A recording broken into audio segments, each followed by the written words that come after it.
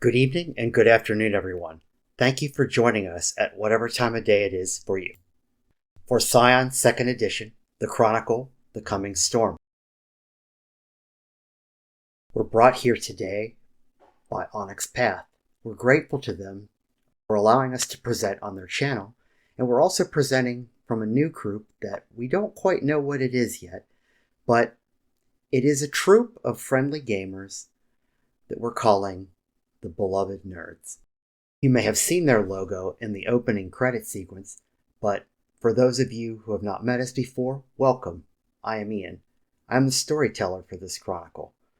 My pronouns are he, him, and right now, this is what I have going on right now, except for a Star Trek show, which is still kind of in the works, that is titled Star Trek Sagittarius. You may remember me from that. But from there, I would like to let my cast introduce himself. I will go to what would be my right, which is CJ. Hey everybody, I'm CJ Starry. My pronouns are they, them. I will be playing Ro, whose pronouns are also they, them. You can find me here, and you can also find me, so here being both Onyx Path and the Beloved Nerds, and you can also find me on Ink and Lyre, Lyre, and on my personal channel, which is also CJ Starry. Can't wait for, I believe, episode 2. I have no concept of time. Episode 2, that's correct. We will go, I didn't want to be awkward there. We're gonna you, Logan, but you're taking a drink. I'm more than happy to say something.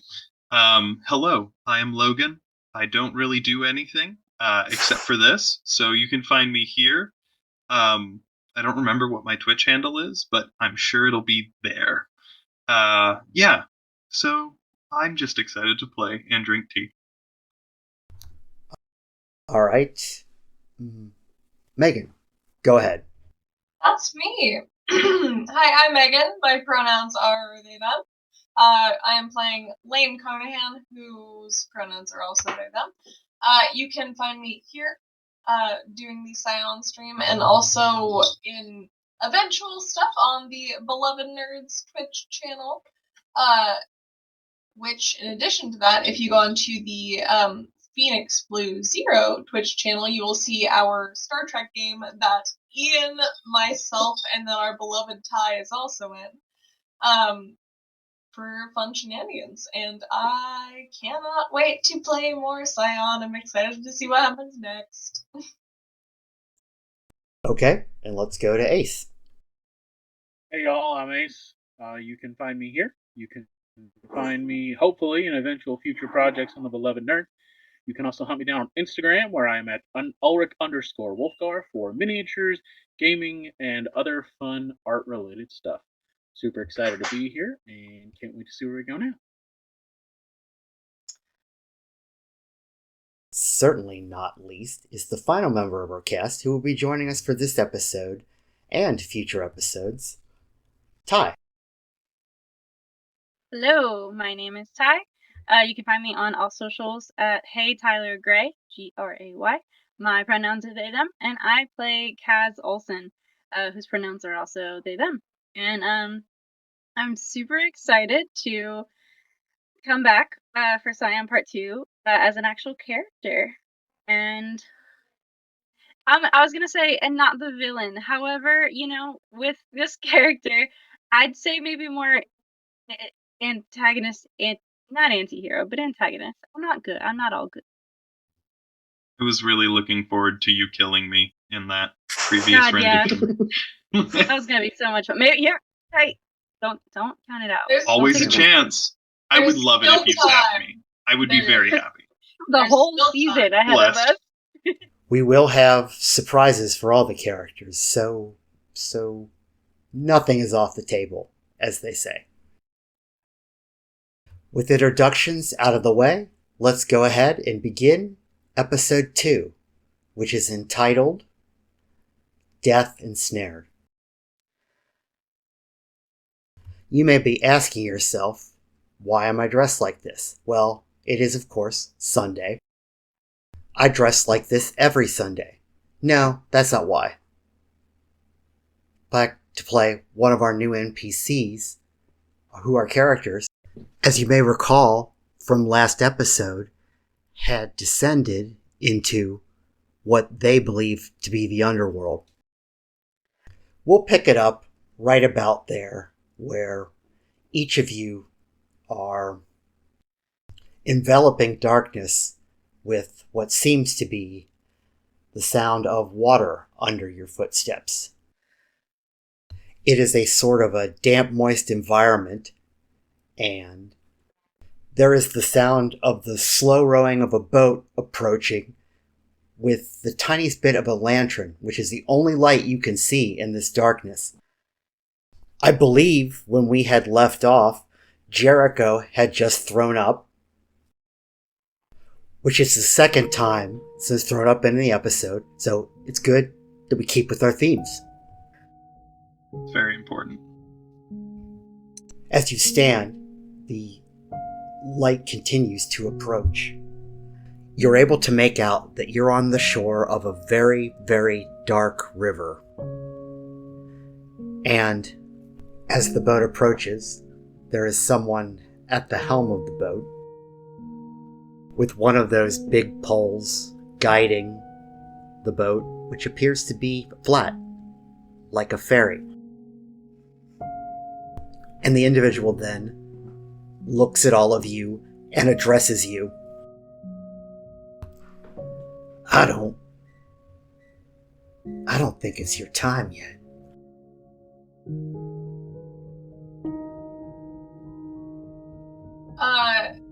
Lane will look over to Ro and just say,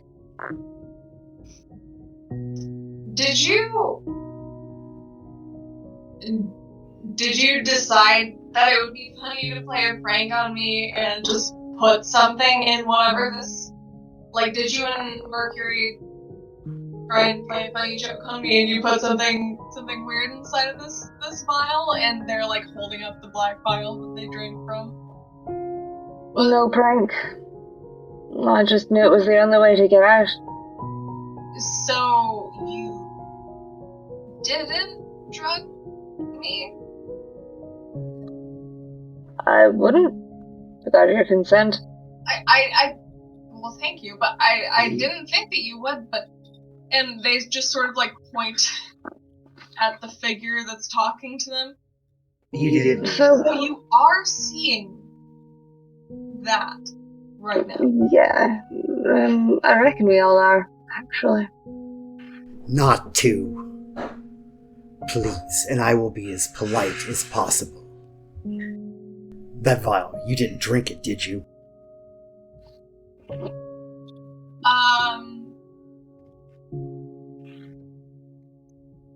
Just them. If somebody were to have, why would you ask? Well, it's Styx water. Like the band. Like the band. More like... 40? What? I don't remember how old I am. I'm not interrupting something, am I? No. Did you... Are you real? Do you mean, like, the river Styx? Yes, Is the that river. The river is, as far as I can remember, this is the shores of the Styx River, yes.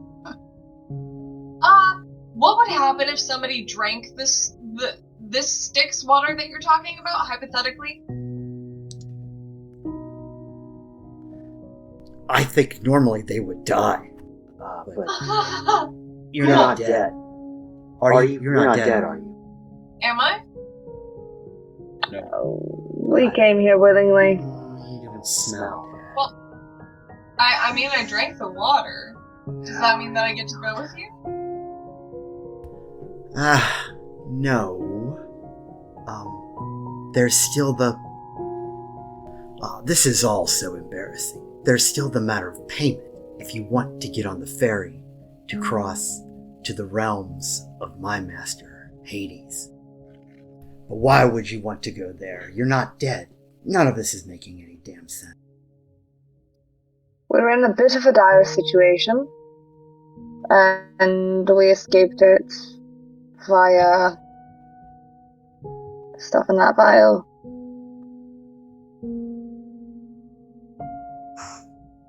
Yeah. And when I say a dire situation, I mean that if we hadn't, we'd be seeing you in a completely different way, probably about now. Oh, you'd be dead then. Okay, well, I don't have a manual. I didn't particularly fancy it. You need coins, or that's what it is, right? Coins? Yes, coins is usually the way it works. I've been trying to get to the point where I accept Venmos and PayPals, but people never bring their phones down here anyway, and that doesn't work. It's a lot of paperwork. And again, I don't have a manual, so I'm not really sure how this all goes down. I mean, I don't have PayPal anyway, so it wouldn't work either. Do you have coins? I Not. Narcissus will dig into his pocket and pull out a handful of change. It's just 2, right? This isn't really the right kind of coins. It's currency. It's currency. But it has to be this sort of currency that's lovingly placed on your corpse in some manner. And you're not... We really need to get a manual. Do you think your master would grant us an audience? No. Hades is quiet lately. Quiet. So, okay. So you're saying there's not a manual, but Right. I don't know if this matters to you at all, but I specifically, my profession is to help prepare the dead for the afterlife.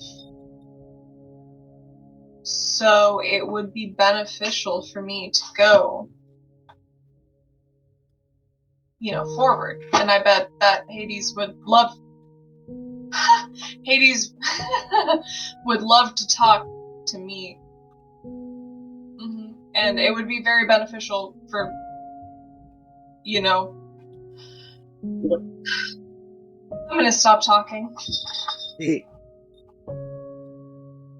It's odd. What do you mean he's been quiet? Well, I haven't heard from... Let me put it this way. Do all of you notice anything unusual?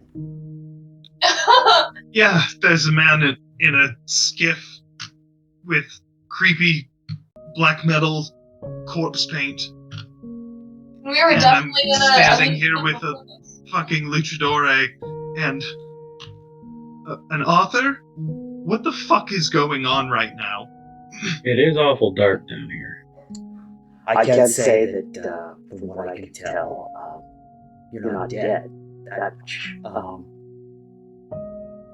Which is already unusual. I suppose from your perspective, this all does seem a little bit weird, and I apologize for that, but we could use more lighting. Well... Or perhaps some kind of a welcome packet? I've been asking for a welcome packet for years. It has all the necessary forms and explains, and I even had a good name for it. It's called So You're Dead Now. Still wouldn't help us, I'm afraid. Yeah. So, here's the thing. People with unusual powers up Earthside are being haunted, I think.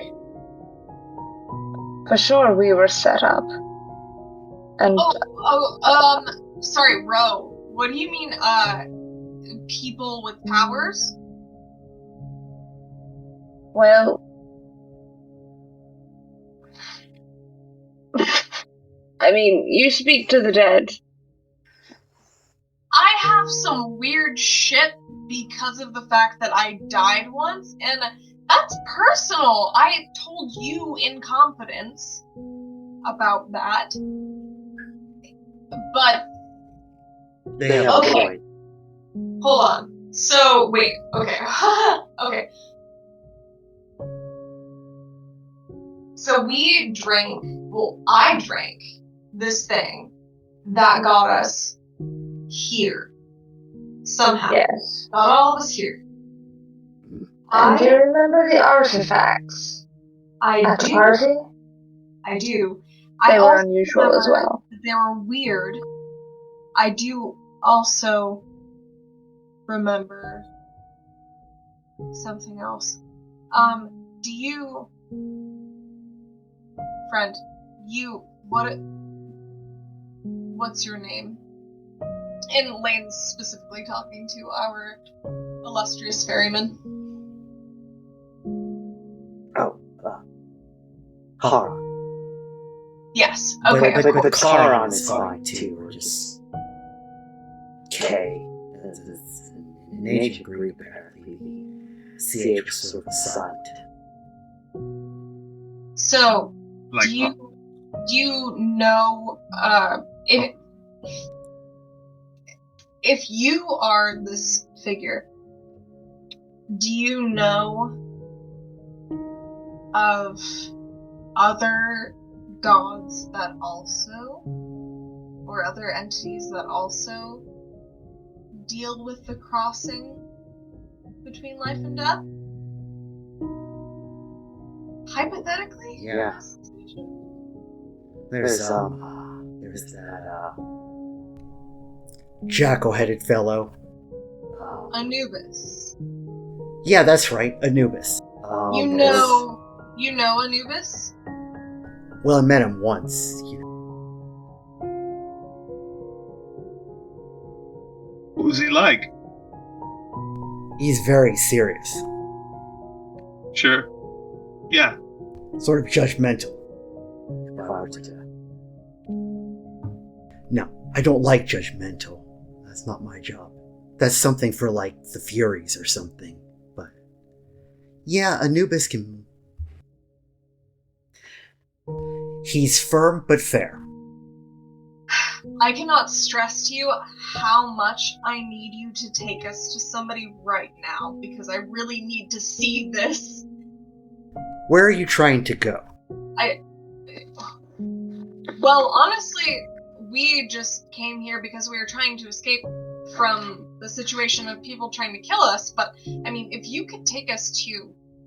if you could take us to your... I mean, you said that you work for Hades. If you could take us to Hades, or, like, if you could take us to Anubis, or anywhere, that would be really, really great. Eventually, we need to get back to Earth. And I'm not really sure how we're meant to do that. Well, I can take you places. I'm actually sort of excited because no one's ever asked me to go somewhere else. You can take people other places? Yeah, no one ever asks. Ro, you're gonna have to write a book. But the issue is still the payment.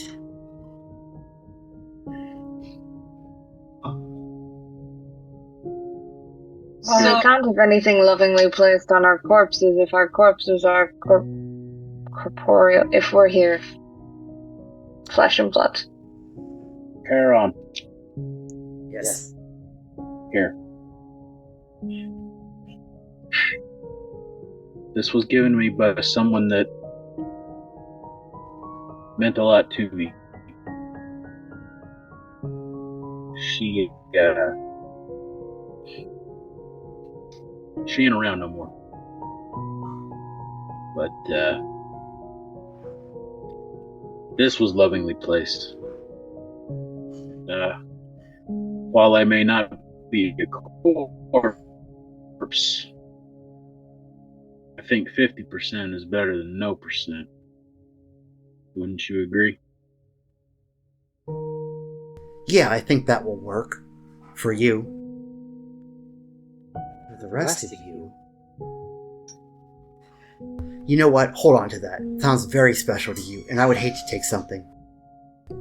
But you could do me a favor. That we can probably do. So, here is how this works down here. I will tell you the favor, and then as payment, you all swear here upon this river, the Styx. It's all very serious and binding. And then I will take you.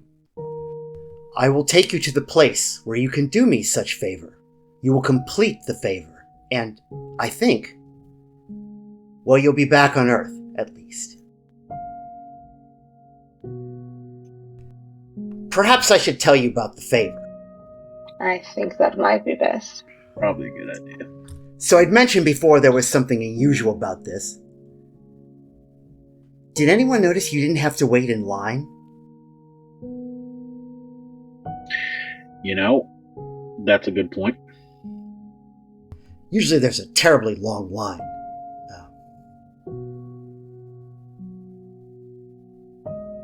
And it's like the levels of a theme park, but not a very good theme park, because it just leads to this ride, which, I'm sorry, is not very good. But there's no line. Something is stuck. So, And I have a hypothesis. When I told you I hadn't heard from Anubis, I think something may have happened to him. And if all of you could be, well, dears and try to figure it out, I'm sure he could help you. Yeah, all right. So, something has happened to actual gods, and sure, yeah, why not? Absolutely. I think it might be connected to whatever the Hades all of you were talking about with trying to be murdered and all of that.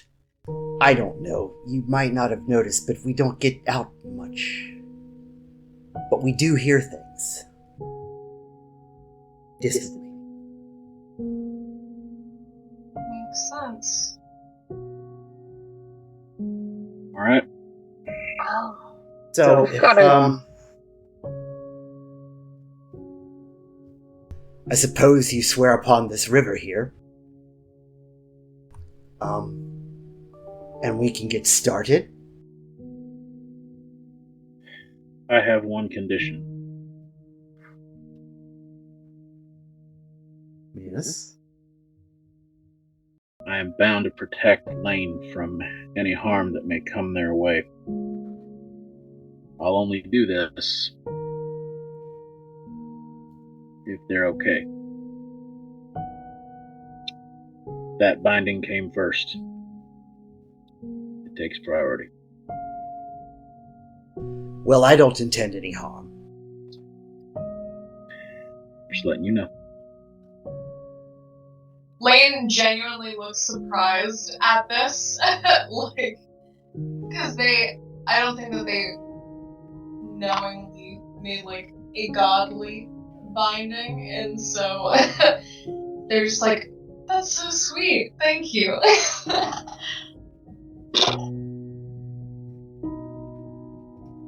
No?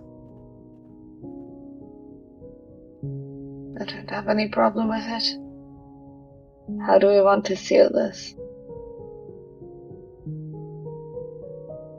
I don't have a manual. Nemesis will step forward, dip his hand in the river, and extend it to Charon. Okay. I swear by the waters of the river Styx, I will find out what happened to your master. That's very kind of you. And you definitely do feel something happen when you do that. Alright, well, that works. I guess. I'll have them put them in the manual when we finally get the manual. Oh, how about we get on to it? Well, if you're ready, you just step onto the boat and I will take it from there. Right. Come on, Junior, it'll be fun. You get over there? As a small side note, just for funsies, Lane is going to take a little. They probably have a bunch of random vials for taking little test tube things. Just in a bag that they have. They probably just for swamp samples and things like that. And they're going to go to the river and kind of try and scoop and stopper some of the water, put it into their pouch before they get onto the boat. I cannot stop you from doing that. Try not to drink it again. What would That happen? was my fault. What would happen if I did drink it again? Well, I mentioned several times that we don't have a manual, as I don't know, we don't really. It would probably You take me just- back here, though, I assume. Do you just drink out of random underworld rivers that you find? I've never found one before. You make a good point. Quite the scientist. I'm an explorer. I like to know things. Well, in that case, this may do nothing and do everything. It's worth finding out. On the I don't boat, know. little necronaut, we gotta go. Lane boards the boat. You would probably hear under Jericho's breath, they begin saying night gathers and now my watch begins, as if to take an oath. And Jericho, as you're getting on the boat, Karan stops you, and he, looks you directly in the eyes, in a very uncomfortable way. I just want you to know that, I can see that you're frightened. That's fine. A little frightened. But I just want you to remember that sometimes it's the meekest among us are destined to save the world. Sure, that's great, thank you. I really need to sit down. And he'll kind of just push past and then sit down on the barge and just kind of look around. But in the back of the mind, something sticks in their head from that interaction. I've always wanted to say that. I found it in a fortune cookie. Ro will dip their hand in the river Styx and be like, I swear to investigate what's happened to Hades. I get the feeling that you already know more than I do. He takes your hand. And shakes, says, and then pulls away, says, I have suspicions, but not much use until we have answers. Are you sure you're not dead? No, that can't be. Never mind. Alright, everyone, all aboard. Yes, there are some benches there to sit on. Please keep arms, hands, feet, and legs inside the ride at all times. I wouldn't want anyone falling into the Styx. Despite the legend, this has only been beneficial for one person. Most people just drown. Okay, so you're saying that was true? I've heard it's true. He said it was true when he came back. I didn't really like talking to him. He was kind of a egotistical jerk. Seems But that was over 1,000 years ago. that feels appropriate.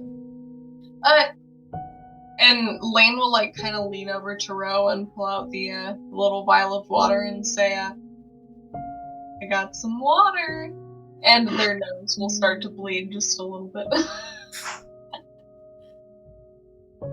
As we travel, Nemesis will lean over and say, "You're not wrong. A couple of animatronic pirates would really spice this place up." Maybe maybe like a fake alligator that's just kind of like floating in the water off in the distance. I hear if you fall in, you have to get all sorts of vaccinations. Oh my Just get god, real alligators. that sounds terrible. Honestly. I remember every single time that I would go when my family decided that they would go, every time we would get stuck specifically in that area at least once. I'm sorry, you went to the river Styx? Yes. Yep. I went No. to Styx multiple times with my family. It was a great experience. I loved it very much. Hey, Jericho, we were making a Disney World joke, I think. Fuck is Disney World? No, again, he's not that niche. Well, He Ro will actively kind of- lies about not knowing Disney World because Oh, he's that so sounds hip. right. Yeah, that sounds that checks Disney World, out. I've never heard of it. Like a There's new not- band. there's not much rowing to do, but I don't know if anyone knows a good rowing song. There isn't any rowing to do. Well, Ro is rowing enough for all of us, I think. Row your boat, public domain? That would work. I feel like it should be at this point. And you want to do an a cappella version of More Than a Feeling? I believe that was Journey. Boston, close. I think it was Boston. Also a great band. At least you have good taste. And Jericho will kind of look around and you want a song?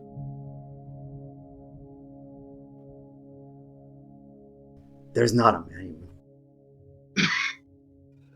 Just I keep see. saying that over and over again. You think of a song, and this shouldn't take. Well, actually, I don't know how long this takes. We're going quite a distance, but time moves differently. We can Yes. go the distance. No. That Not from the Neverland. The boat pushes off and turns and starts to drift at what could be described as a very slow speed, but somehow moving unfathomably fast. And with that, I think we will turn to Kaz. Kaz, are you still with us? Okay. All right. Kaz, as you recall, you were given the location of an item in Memphis. And so, once you went to that prophesied safe deposit box, you did in fact find the address you needed. And you deposited the vial into the box and you got the address. And from there, you ended up in a place called Winthrop Manor in Memphis, Tennessee. Mm-hmm. And there's a big fancy party there, and I assume you probably mingle at the party for a while before you went after your real goal, which is the vault. Mm-hmm. I have to make sure that there are witnesses.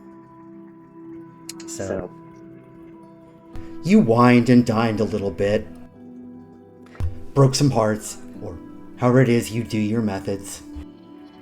And then when chaos was at its greatest, that's when you mosey out of the party and descended down to the vault. When you got to the vault's defenses were surprisingly minimal.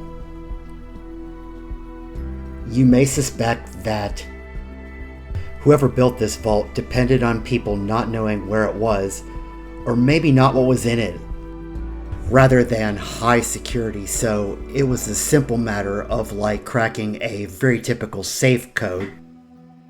And in you went.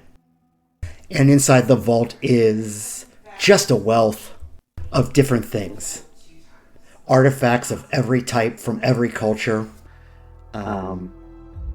And a lot of it is on these sort of shelves that remind you of sort of museum shelving you see sometimes in museum curation labs. Lots of it.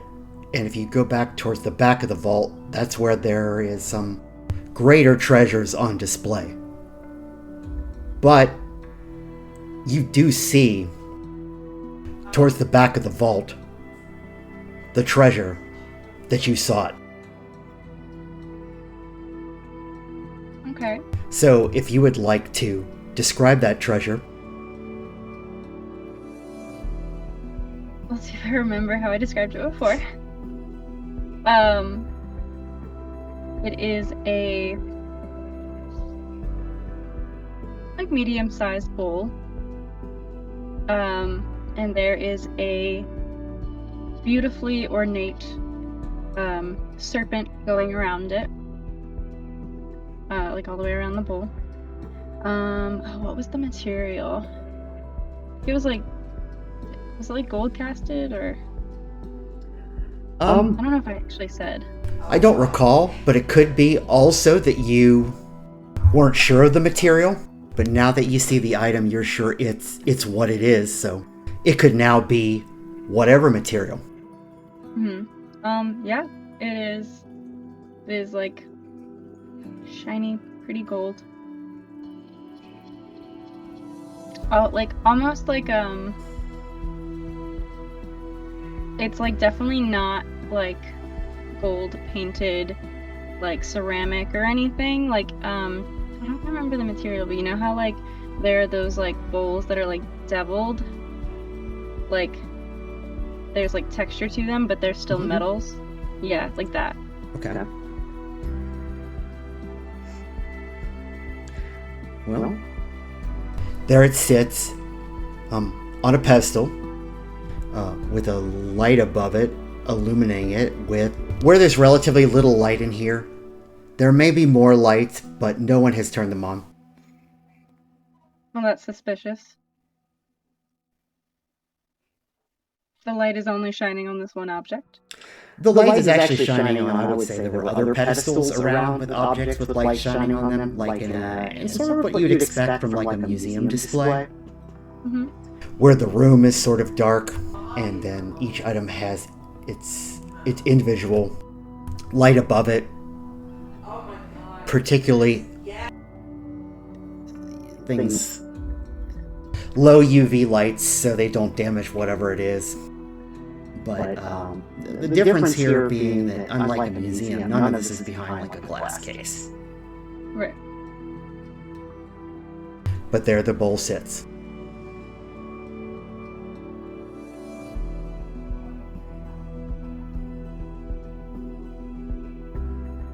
With my credentials that I was given, do I know if there's any, like, what are they called? Like laser trips or anything? No. I would say that you analyze the security system, and we could roll for that, but I think that like the roll you would get would demolish that quickly. You looked into the security system when you were like breaking in, and no, nothing like that here. Okay. Well, I'm going to carefully step up to it, and I'm gonna use the light-fingered neck. Okay. So just in case. You pick up the bowl, And after a tense moment, nothing happened. You pocket the bowl without incident. Incident! There we go. Yeah. Something fell out of it onto the floor, though. Pick it up. It appears to be a folded up piece of paper in the shape of a boat. Mm-hmm.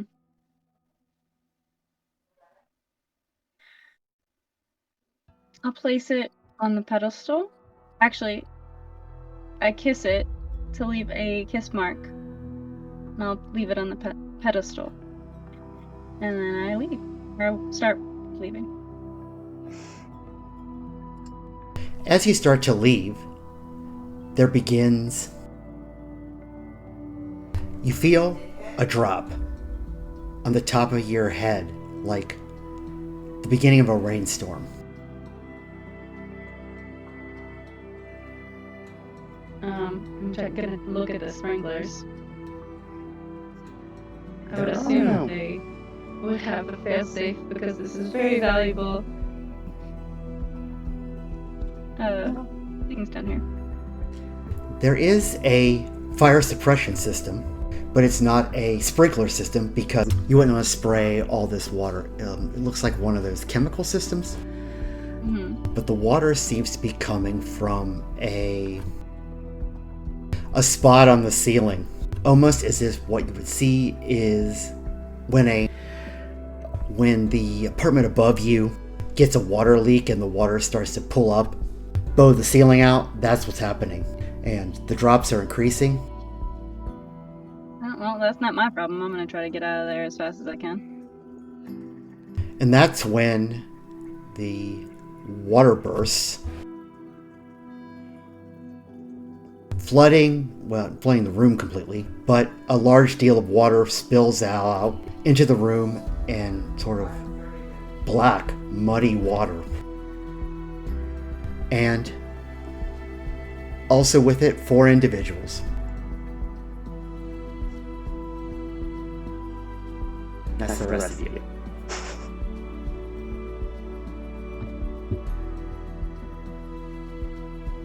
I'm assuming that I got drenched. Maybe. It depends on whether or not you want to say you jumped out of the way.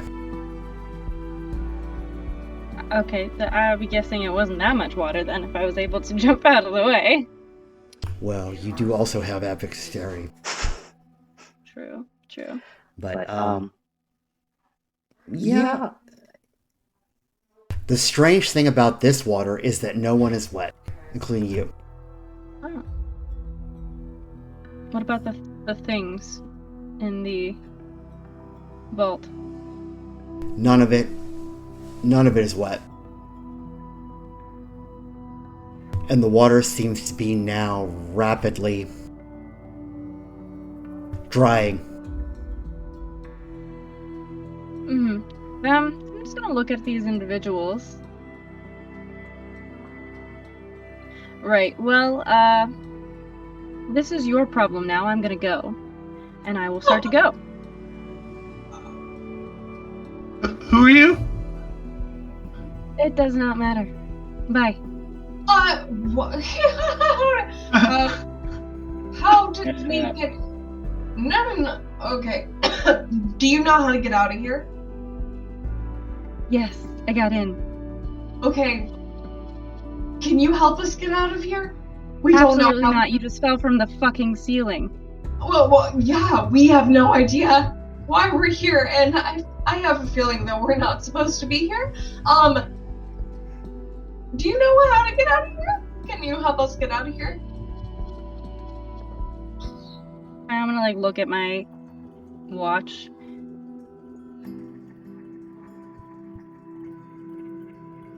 Who the fuck are you? And why should... First of all, no, I'm sorry. You fell out of a ceiling with magically drying water. I don't think you're in a position to ask questions. Yeah, where are we? What does it look like? You're all what appears to be some kind of a vault filled with artifacts from every culture imaginable. A lot of them are on these museum-style shelving around you. The room is not very lit.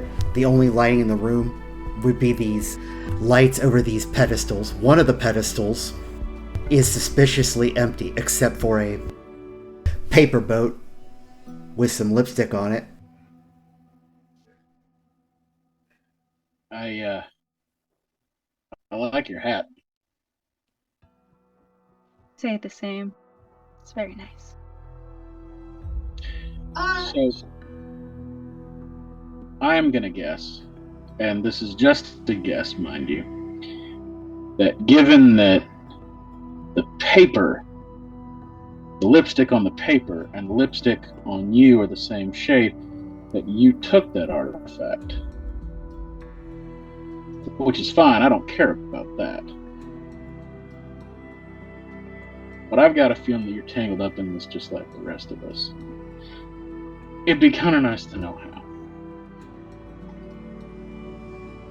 Whatever this is has nothing to do with you. My this is me, and I'm taking care of it. Whatever you fun bunch got yourselves into has nothing to do with it. I assure you. Oh, of course, that's what it's total coincidence that we all ended up here together. Yeah, I'm fucking stealing from a private collection, and then you just fell out of a ceiling. That's not our fault. We didn't mean to. I'm not seeing how I should be involved in this. I'm so sorry. I'm really, really sorry. We know what you look like. So if we get caught, we could say what you look like and we can get you caught. So you need to help us escape. Good luck with that, darling. And I will once again try to book it. Bye. Should we follow them? Well, I feel like we're gonna get arrested. Probably. I think we need to get the hell out of here. Or figure out what the hell we're doing here. So, As far as them, well, if fate intends them to be a part of it, I have a feeling we'll be running into them soon. Why did we get dropped here? Oh no. so I would while like to every- do a quick search for any artifacts dealing with Hades. there are things dealing with Hades here. There are at least one amphora. But that's not the most unusual thing that you notice in this room. And so a couple things are going to happen at once. First, Kaz, you're going to get to the door and try to open it, and it's locked. Second thing- I am very sure I have lockpicking abilities. So that may be a problem. It's not really that suspicious because if something like a fire suppression system went off, it would be pretty protocol for this door to automatically lock. So that won't be so much of an issue. Who has the death purview? We all do. Wait. Yes. I think except for Kaz and Jericho. All of you have the death purview. So that's kind of when you're getting your bearings and you're worrying about where you're getting on. That's when you notice them. There's a lot of ghosts in here. Do you think? Oh, no. And the We need to ghosts, figure out where Hades is. the ghosts look, for lack of a better term, they look lost. And a lot of them are, at least one of them, is trying to touch a statue that is off in the corner, which appears to be a statue of a jackal with gold inlays along it, what would appear to be gemstone eyes. And this ghost is just sort of like reaching at it, like you're not sure what they're supposed to do with it, but they feel like the statue is important to them. Yeah, Lane will definitely very specifically fixate on that and approach. You're seeing that? Yep, I am. You're seeing that? Okay, raise of hands of who. Okay, who the fuck is seeing this right now? I need to know right now. Statue, right? It's The ghosts? It's ghosts now. Yeah. Why not? Why not? That's awesome. That is fantastic. Okay. Bill Murray This is coming gonna as be well. This will be a conversation for later.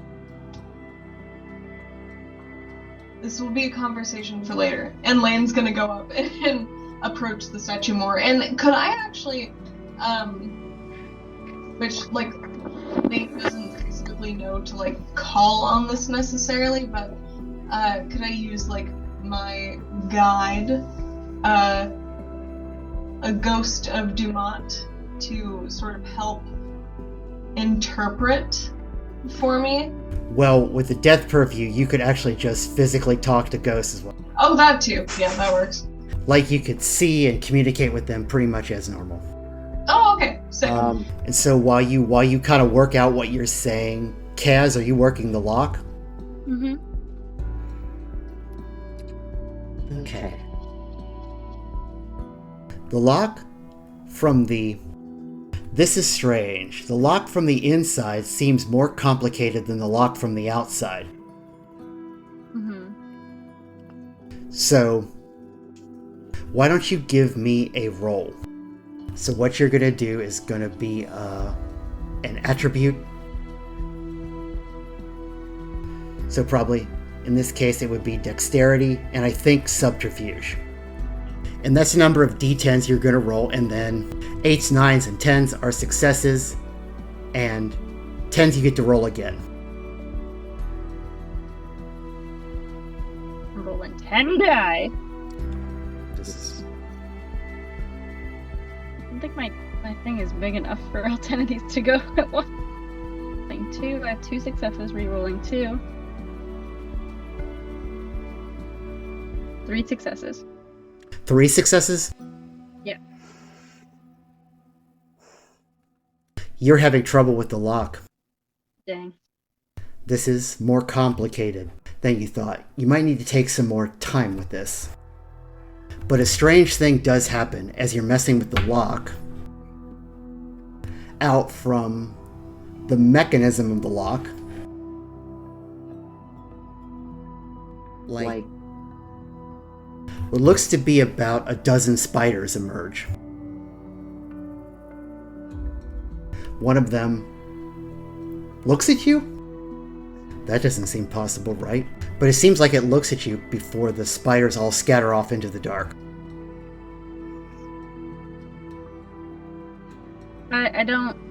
I just kind of like jerk back a little bit and then like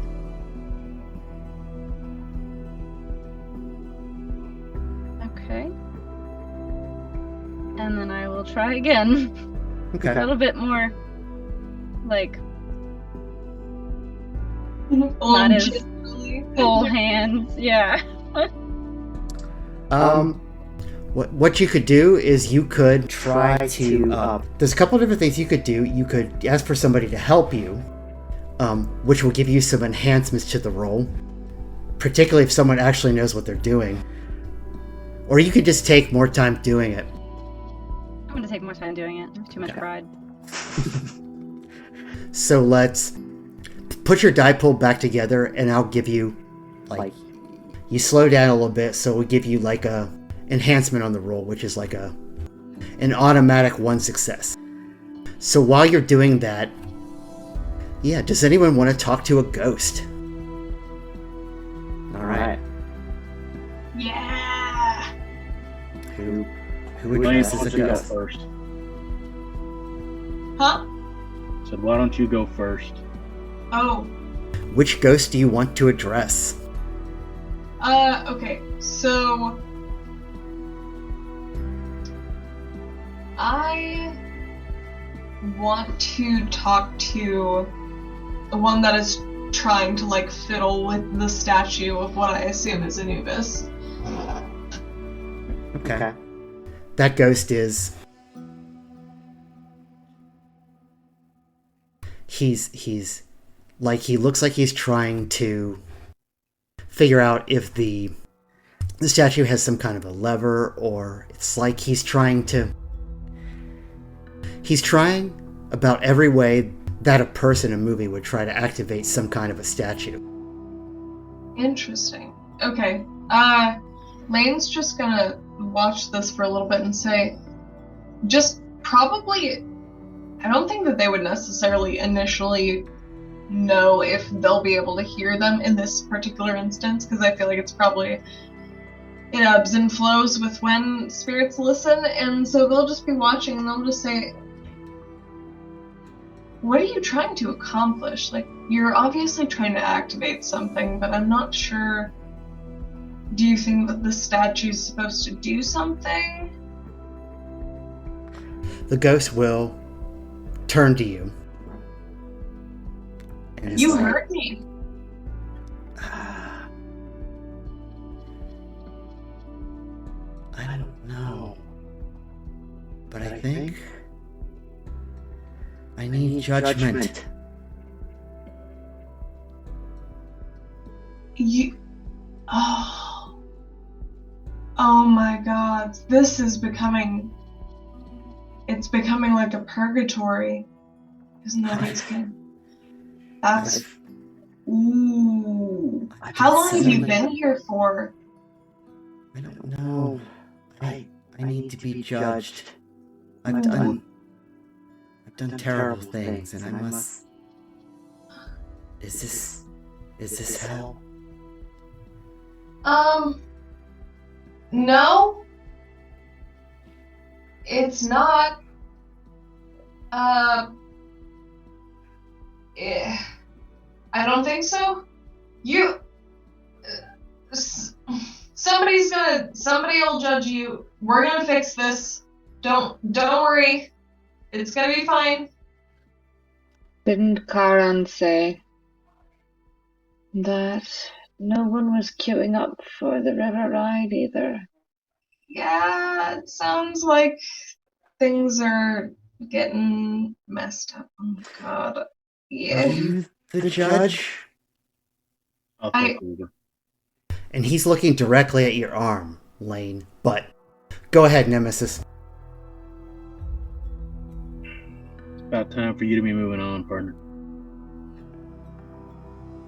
How? Listen, it's okay. The judge. I know Are you the judge? I can be. What? Okay. Listen, you've done wrong, but beyond the veil, none of that matters anymore, okay? None of it matters. You've waited long enough. It's time for you to go.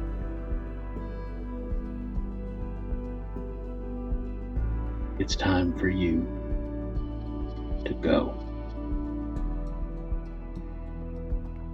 He seems like he takes a deep breath and then Just close your eyes and wade into the stream.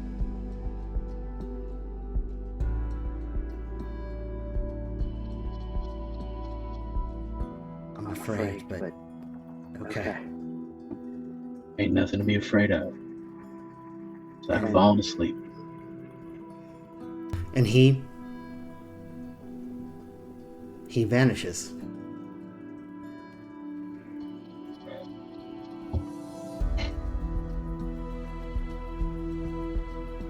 I thought they were stuck.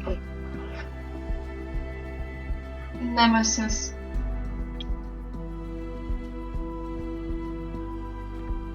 Yeah. I knew your voice sounded familiar. I feel like I've heard those words before. I think that we need to... Go ahead, Kaz. Did you roll yet? Sorry. What'd you get? Only 4 successes. Okay, but that's not including the enhancement, right? No, it is. Oh, it is including the enhancement. Dice don't like me. If Yeah, I it's can, still not I would quite. be. Oh, sorry. Yeah, that's cool. Not quite enough successes to open it. This lock is very... And that one spider won't stop staring at you. All 8 of its eyes.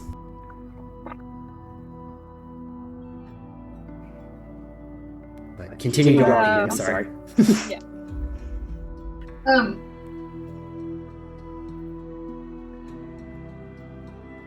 What was it?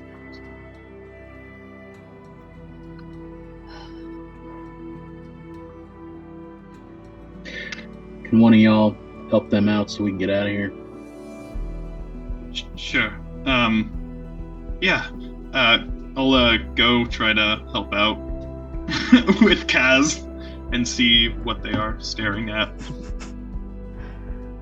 Okay, so Hey, you walk. Hi. You walk over to Kaz. Hi. How's it going? Are you doing all right?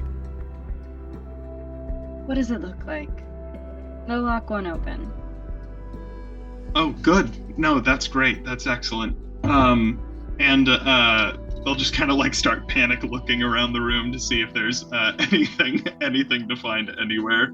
I thought I had something that I could do, but I realized I chose something else. So never mind on what I was going to do. Lane will kind of like hear this sort of panic moment, and will just say, "Oh, do we need to break a lock?" He always is awkward.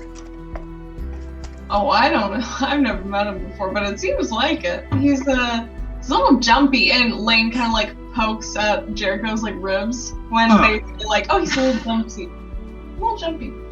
Yeah, that was a little twitch, and please don't. I might be able to help. I have had to find interesting ways into specific locations for my studies, so I might be able to help.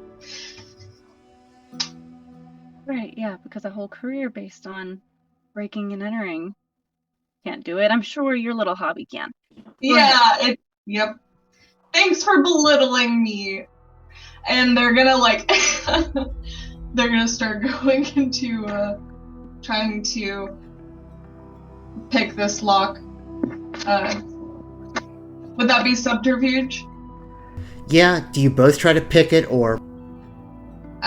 I mean, if you're I'm like... gonna watch them first.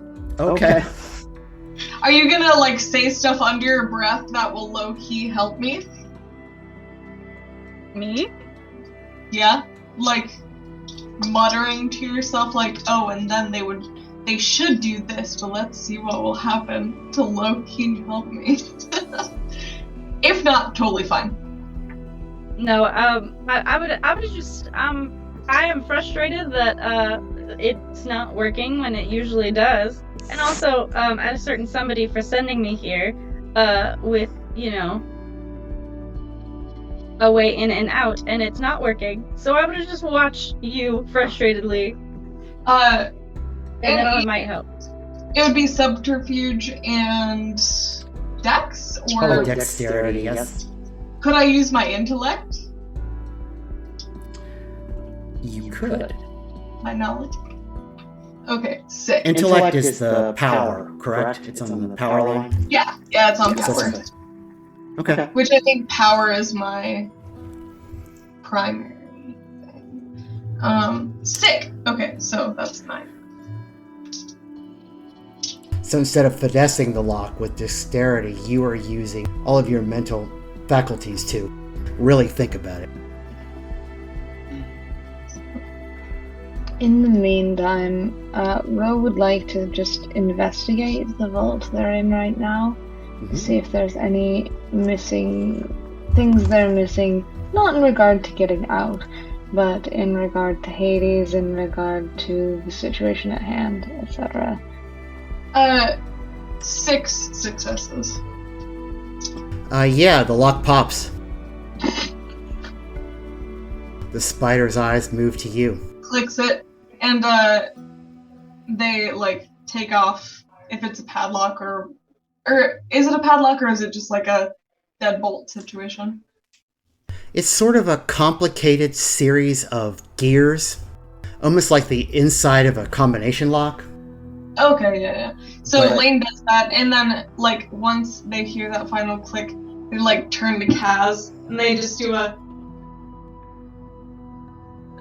and they just like get up and put their little like bobby pins and shit away. Watch out for the spider. The spider? The one that you see it now. It's a spider, a perfectly normal sized spider, just... You didn't think spiders could stare, but this spider is staring at you. Lane will reach their finger out and like sort of make a finger bridge to the spider and just look at it. You're trying to touch it? Like putting my finger slightly under it so that they could walk upon it if they wanted to, but just like sort of very pointedly, like if there's the wall and then the spider's right here, they're just like Okay. You're just looking at it like... Let me give Ro the information that they're looking for, and then we'll come back. Really quick, Ro. Sorry, go ahead. There is a lot of what you think, as you take a more careful look at the artifacts, almost all of these are related to death. The jackal statue, there's of Baron Samedi, there is like runic slates with references to Helheim. There's an amphora that looks like it has a picture of the ferryman. There is another amphora that looks like it's portraying the story of Hades and Persephone. But all of these things, there's some jeweled skulls and things like that.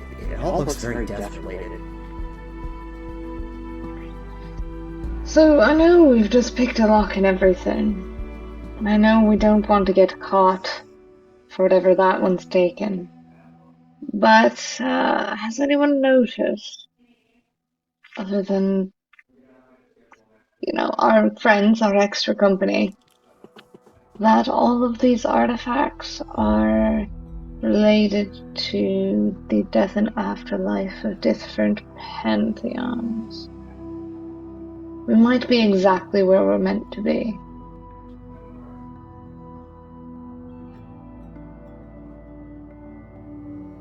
Yeah, this, yeah. The room is also still filled with there's quite a few silent ghosts still around. But none of them have quite the direction of that individual that Nemesis was able to send onward. I am going to say something that I firmly believe, but you guys might think is crazy. I'm pretty sure that this is the afterlife, or is some sort of in-between state right now, and something is happening where the dead aren't able to pass on because I legitimately talked to a ghost who told me that, which is absurd. And Nemesis made the ghost pass on just by talking to it, so obviously there's something going on here. So I feel like this is a weird situation, but also maybe we need to look at it from the perspective of, hey, maybe everything that we thought was mythology is real, maybe? I've always believed, because weird shit's around every corner, but I mean, I'm gonna be real. While you were working this out, the spider crawls onto your arm. Oh yes, that's right. I'm sitting there like having this conversation. No, I kind of figured you were doing this and talking this through. The other folks, That's the ADHD kicking in, where I'm just like, I'm focusing on this, and all of a sudden it's just like, actually, I'm having this conversation. The spider, as it comes up your arm, it definitely looks like it looks you right in the eye, which is unusual for spiders. They usually don't look you in the eye.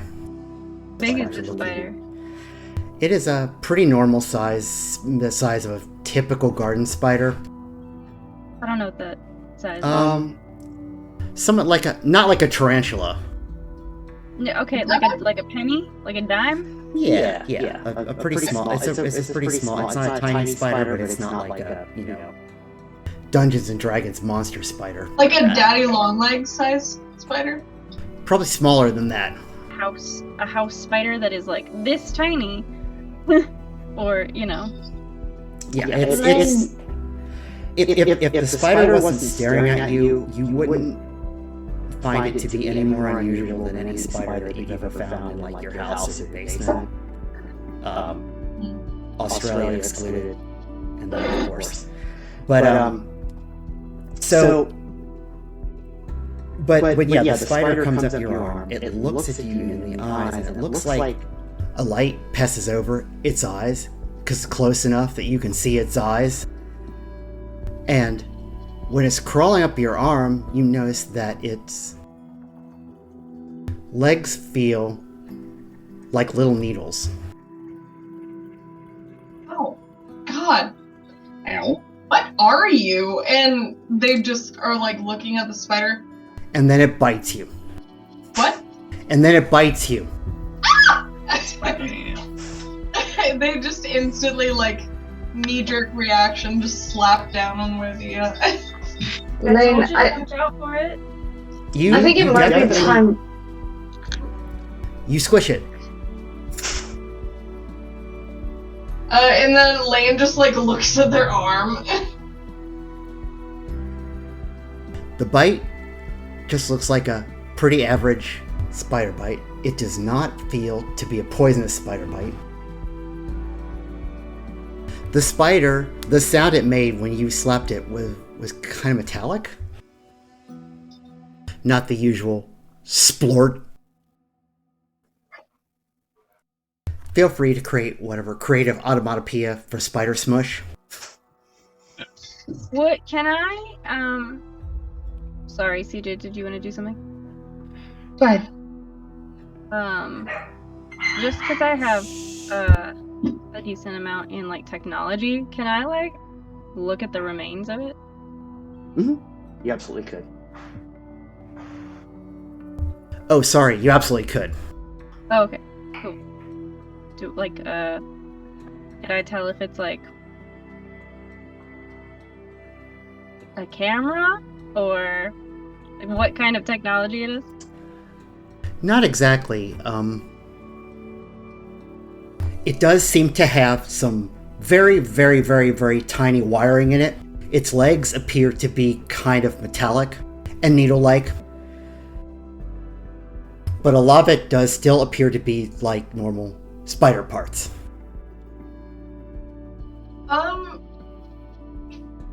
Could I actually, like, while Kaz is looking at it, is there any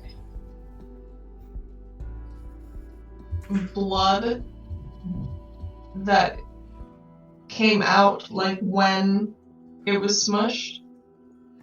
Yours or the spider's? Well, okay. I'm thinking, the reason why I'm asking is if the spider, like, because it felt like a needle, if the spider like specifically drew some of my blood, and if that blood like spattered when Kaz smushed it. That's why I'm asking, because I'm paranoid. No. Other than the weirdness of all of this, it's a pretty average-looking spider bite. Okay, cool. I just wanted to see if, like, it was secretly something that was trying to take my fucking DNA for testing and shit. The spiders came out of the lock, right? Out of the door? Okay. Is there any sort of, like, artifice to them? How do you mean? Well, I mean, they have spiky metal legs. My immediate thought is perhaps they are not necessarily organic and more a creation. You would get that impression. If you had the, I don't know how to put it, like the mental way to understand what these spiders are, you would think of them as like cyborgs. Okay. But, you know, who's ever heard of a spider cyborg? That's not something from the real world. Damn it, someone's already created it. But it's good. It's a good template for understanding what it is. And I will note, the other spiders are still in the room. Ro, you have a theory? We may be very much Earthside. We may be very much in the real world. But if those people with all of those artifacts at the party with the terrible champagne was any indication, there are people collecting artifacts of significance with the attempt to do something to someone.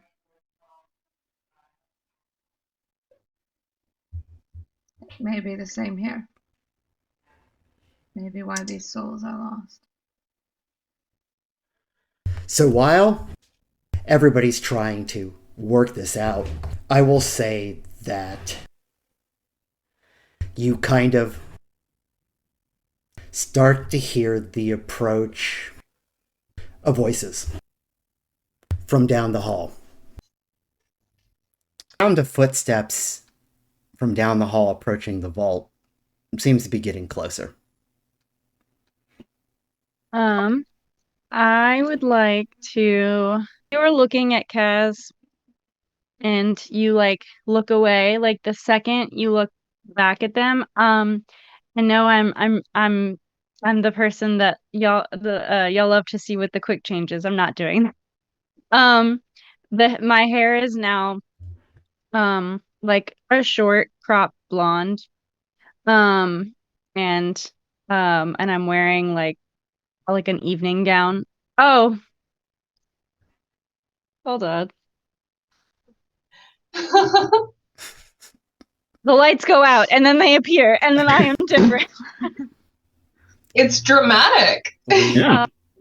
You don't know this, but this is the like host of the party that I look like. And since the door is unlocked, I will go into the hallway. Okay. And I close I like crack the door behind me and like I put out my hand that's just like, don't fucking move to them. Okay. So you will come out into the hallway and you will see the approach of about 3 people. They look like they are what you'd seen earlier the night for the party's security. They are wearing kind of nicely dressed for security. So they're wearing dress slacks and a blazer, and then like maybe like a turtleneck or something with it. But on the blazer there is a symbol, and it is what appears to be a hand on like a shield, but the hand is almost like it's been outlined in red. So there's not a hand, it's just like the outline of a hand. Mm-hmm. And that's what they're wearing on their blazers. Okay. Interesting. But they approach out there to see this. And you said you were looking like the hostess of the party, correct? Yes. Okay. They approach the vault and they're like, "Oh, ma'am, I didn't know you were down here. Is everything all right?" Yeah, I had some security issue problems, but I mean it looks like everything, and I'll look down at my phone. But I mean it looks like it might have been a malfunction. Did you see anyone come down here? No, ma'am. No one's been down Well, here. I don't think many people know the vault's down. Do you need us to take a look in there? No, I just checked. There's nothing. And the lock seems perfectly fine, so fucking IT companies. It's fine. And you came down here for... We heard some unusual noises. And, you know, ma'am, we wouldn't be doing our job if we didn't take a look in the vault. Give me excuse us, it'll only take us a moment. I'm sorry, who pays you to be here? The organization. Exactly. Of which I am a part of which I am hosting the party for. These are very, very valuable antiques and collectibles in there. And I'd really not like to not have anyone else's breath on them. I'm sure you understand. The organization takes pride in these items. Can you give a roll for some kind of lie? So this would probably be a social. I sure can. Yeah. We're really good at that. So this again would be either empathy or subterfuge. I think subterfuge because you're lying. Probably against one of your socials. What am I rolling? Subterfuge and what? And one of your social attributes.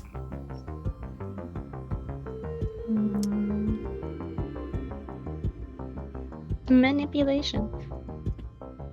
It's another 10 dice.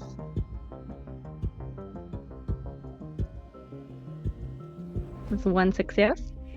One success? Oh my No, god! I'm rolling them one at a time. I'm rolling them one at a time. Okay. That's another success. Okay. That's another success.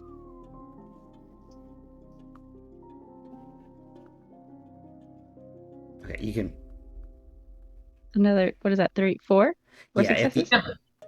Huh? Okay, so if you want to, you have beat them. Oh, okay, cool. But if you want to roll the rest of those dice to see how many successes you get, you could probably use those extra successes to make. You needed 2 to beat them.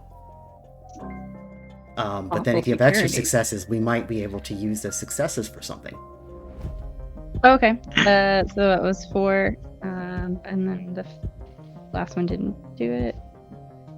That's a reroll. 5, and then I'll reroll. 6 successes. 6 successes. So, do you want to do anything to make this lie even better?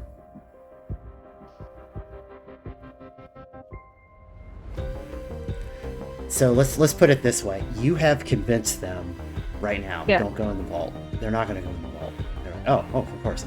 But you could, with that many successes, add on to this lie.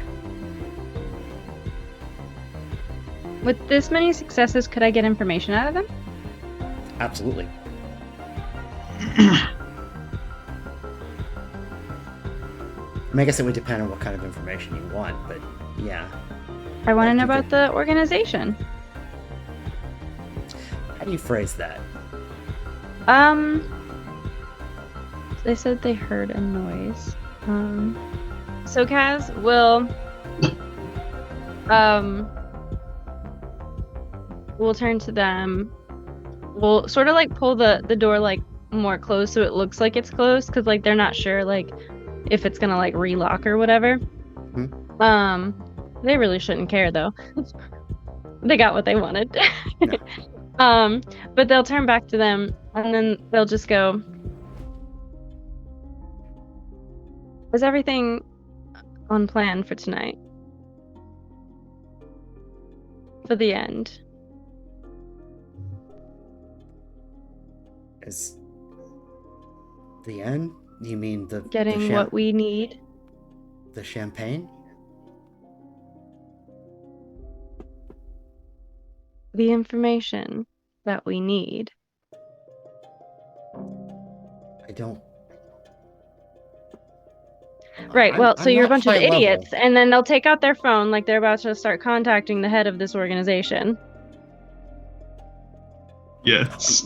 Ma'am, I'm sorry, we're not high level. We don't know. Is this a test?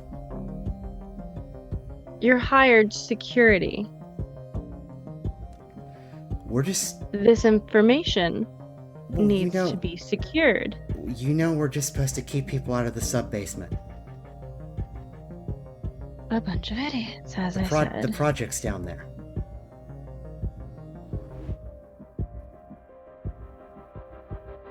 Right. One of the other security guys says, yeah, I think they got one of those supernaturals down there or something. I don't know, they don't tell me. You don't talk. Everything is secure, ma'am. It better be. Go on. Alright. You can make your own way back up to the party? Yes. I can. Sorry to bother. And they turn around. You see the one security guard slap the other one in the head. What are you thinking?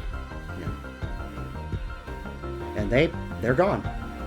So once they are completely out of sight, we'll go back into the room. I look like me again.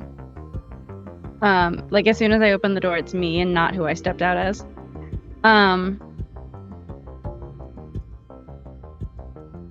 You guys were mentioning something about ghosts. We were. You changed your face. You changed your face. Yeah, no, it's called being really good at my job. Ghosts? Yes, they're here. Yep. Sure. You Right. can't see 'em? Like right now. Right. And that would be considered supernatural, correct? Yeah. Generally. So you can't see them. No.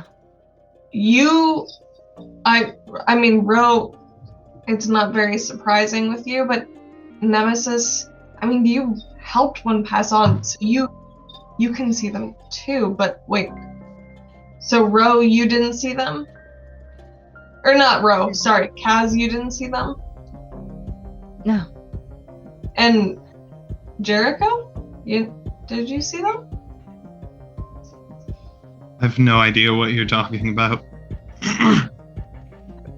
Regardless of who can see them and who can't, they have been seen. They're here apparently. Ghosts are supernatural. There is a supernatural being in a basement somewhere. It felt like information you might be interested in. I did. Some ghosts were trying to interact with a statue of Anubis, and they said that they needed to be judged. I'm pretty sure whoever these... Oh, God. That stuff is still coming out of my throat. I breathed in some of the Styx water, I think. I think that... maybe one of the judges of the underworld is like trapped or something, because a bunch of souls were just waiting to be judged and they weren't passing on. If they can't pass on, they can't be judged. If they're that pantheon, then they can't move on to the field of reeds, correct? Yeah. Say this is all true. Ian, I have like the floor plans to this place, right? From what Mercury gave me. I would think that either Mercury gave it to you or you being a professional, I don't think you would really do this without them. Do I know how to get to the basement? You do. You are going to have to kind of go back through the main hallway. Not through the party necessarily, but definitely back through the main hallway to, looks like kind of through the kitchen area and then down to the basement. Okay. Right. Well, the floor plans do not mention a sub-basement. But you do find it. There is a way to the basement. if there's a way to a basement, I mean, I'm sure there's a way to a more basement-y basement. Mm-hmm. Perhaps. Where they keep Pee-wee's bike. Kaz will look at all of them and just just. All right, and they'll take off their jacket and hand it to one of them. You're so lucky I have backup plans, and they will go they've stashed a bag of a change of clothes, what would look like catering outfits. Okay. And then they turn to, are you still wearing your mask, Nemesis? Or did you took it off? Okay. I didn't know if you just had to take it off because you didn't want to wear it anymore. No, I can't. I don't like there to be anything between me and them when, Right. You. And then they hold out their hand to you. And as soon as you take their hand, they look different again. And it's not like the other person. They have a high black bun with pearls around it, just very ornate. Whatever. And they're wearing a pantsuit, a really fancy pantsuit. You look sharp. Thank you. You are Oscar Thomason. You're a collector, and you're here with me. I was about to say Regarda. That's the first name that came to my head. It shall be. So it shall be. I'm gonna be Regarda. And when I said earlier, Ian, that I was making sure that there were witnesses, it's in each of these looks. So, and I have introduced myself as these people, as these disguises, so people know who I am. Fair. All right. So I hand off the catering clothes, and then me and you, we'll go first. We will have to make our way through crowds. I will do any talking that needs to be done. And all of you, follow along, go through the kitchens, act like you're restocking, but follow me. Ro's gonna kind of toss the catering outfits toward the other two and go, I'll be fine. And I'm going to use, what's it called? I used this in the last game. Oh, the Unobtrusive visitor. Unobtrusive visitor, yeah. You go invisible? It's more like you just don't notice Ro anymore. It's a lot like obfuscate. It's like if you don't call attention to yourself, you just aren't really seen. I love it. Did you change my appearance? Oh, I don't think I could do that. Oh, all right. Right, Ian? No. I don't think so. No. All right. Not without. No. You just. Not without spending legend. I have legend. I mean, you do, but I don't think I need it. You look like good arm candy. Fair enough. And so they like make their way upstairs. So do you, my last question, as you start to come out, does anybody take anything from the vault? I have. Is there Can I- anything that looks way too just beautifully perfect for a piece of art? That's a difficult question. Oh, yes. Yes, it is.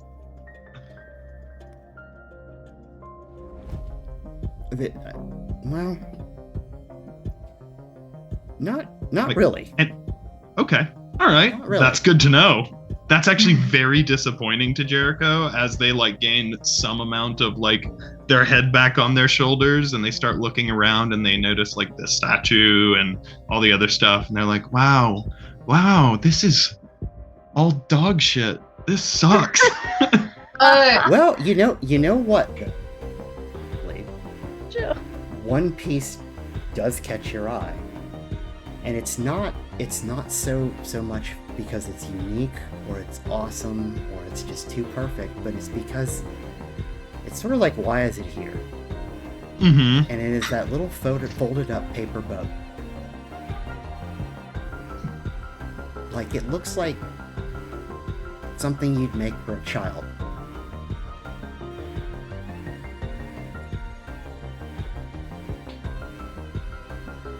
Got lipstick on it too. And it's got Does it lipstick on say- it now.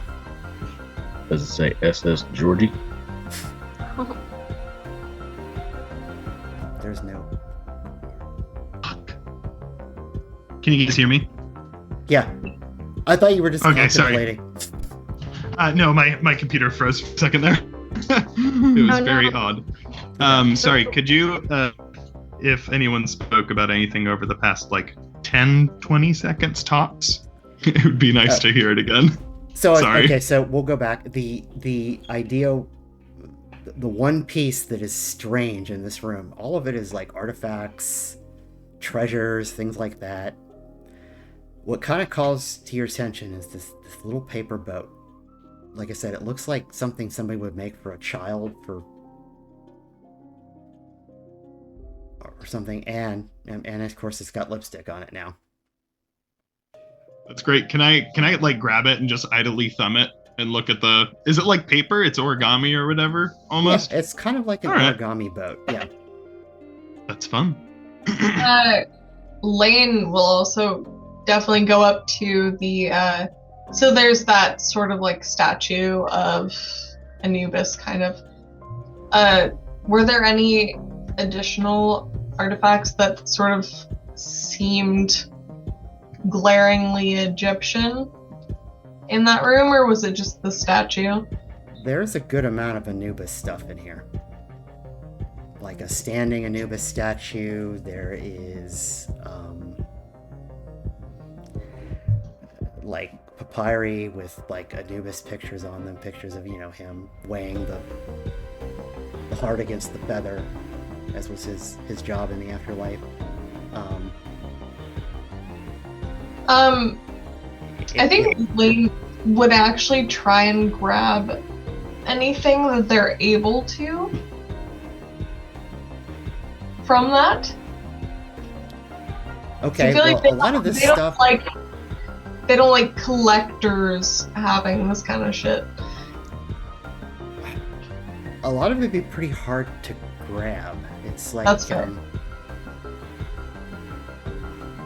You might be able to get some stuff. There's like a little tiny like basalt statue you could probably take of Anubis. But most of it is not going to like fit in your pocket. That's fair, yeah. Just a little bit of reclamation they will do if they can, and as they're following after the others. Yeah, when you pick up the Anubis statue, the little one, your arm does itch a little bit, but that's all.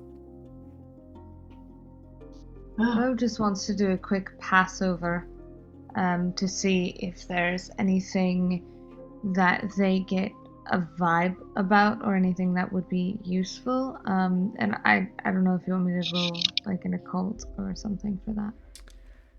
Empathy. No, I mean, other than the ghosts that are all in here,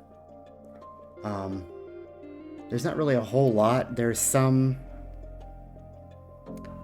there's some stuff that looks like it might be Celtic that you see. I will say that when you look over at Lane for just a moment, they look like a decaying corpse. Then the next moment they do not.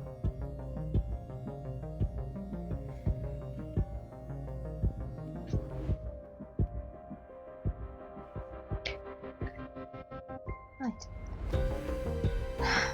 Come on, let's go. Let's get out of here. Things. Mrs., are you taking anything? Nah. However, I will tell all the other ghosts to seek me out, and I'll help them if I can. They Actually, seem like they kind of hear you, but these other ghosts are more lost than the first one. You think maybe they need some time. which additionally, on that note, Lane would also like to sort of try and find one of them, and specifically just if their guide or a guide of theirs could sort of point them in the direction of somebody that they're able to, that's like ready to move on, or that specifically jives with that pantheon, that Lane could assist. They definitely would want to, especially after watching Nemesis like have that interaction and being able to actually help somebody. I think that is something that Lane would crave to be able to do for somebody. So they definitely would seek that out. Again, the ghosts have a little bit of trouble hearing you, but you think they might get it. Ghosts are always have a little trouble hearing people who are alive.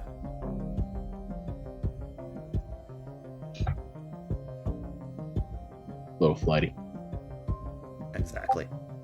And they've lost their understanding, especially if they've been here a while. They've lost a lot of their understanding of like language and interacting with living human beings. Ghost facts. So, do you then now, if everybody's kind of done with the vault, do you proceed following Kaz upstairs? Yep. Ro will take up the back, just kind of keeping an eye on things. Okay. Yeah, as you move upstairs, you've taken the preparations to not really be noticed very much, so we won't, there's definitely still more security up here, so we won't deal too much with them. They're not really noticing you. You look like people that are supposed to be there. And not like threats. And you're kind of moving through. There's some other rich people around talking of the things that rich people discuss, the prices of artifacts, and how they're going to get this piece that's from Sumer out of like the country illegally, and they're just absolutely terrible people that you don't want to have conversations with anyway. So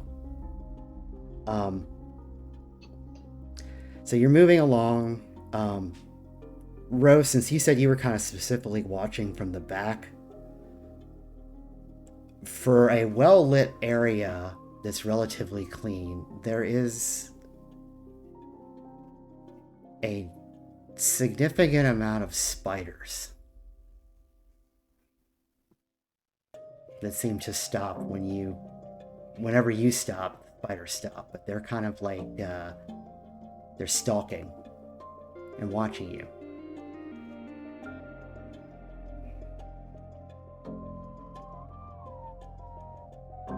Spiders. They're back. They're everywhere. Yeah, now that if Rose said that to you, now that you look, it's kind of like when you're looking at a sidewalk and you kind of pan your vision back and you suddenly see how many ants there are on the sidewalk. Like before, maybe you would just see one. Now you kind of see it. Like some on the ceiling, there's some on the floor, there's some on other guests, but they seem to be moving with you.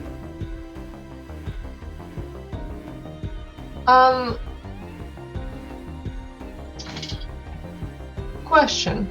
So, it sounds like we've determined that there's like some sort of technological element to these things. Yeah? Absolutely.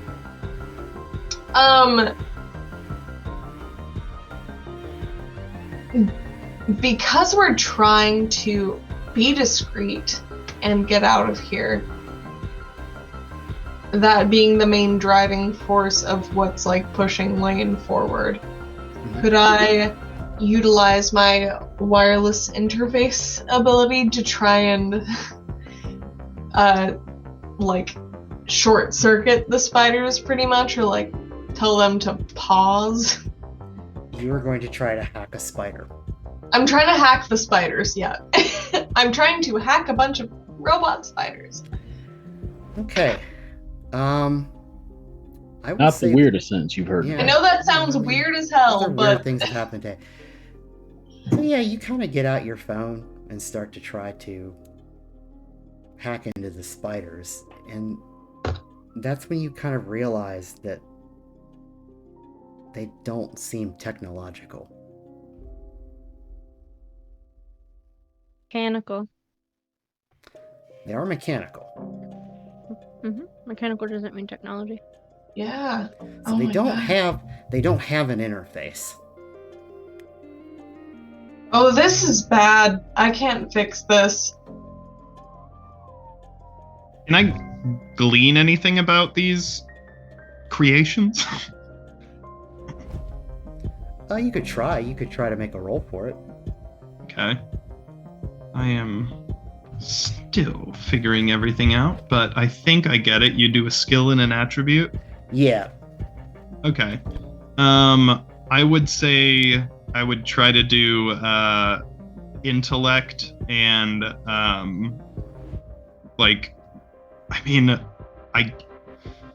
I would want to default to technology, even though it's not necessarily like modern tech per se, but that like sort of craft-based engineering kind of stuff.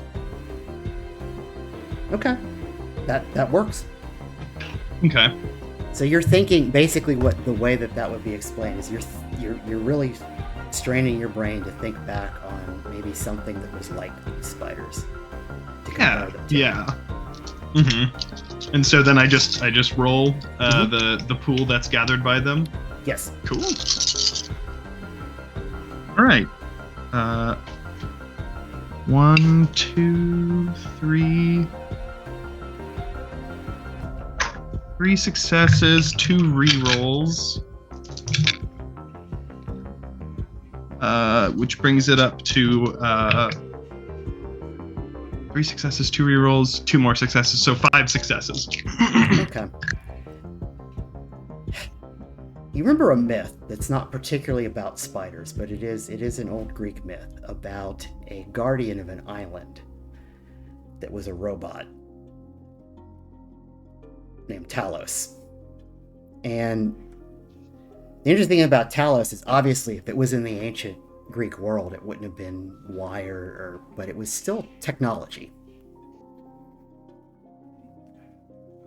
Talos, if you remember, was powered by fire. You don't necessarily think, I mean, I guess if the spiders were powered by fire, when you squished one, it probably would have exploded or something, but...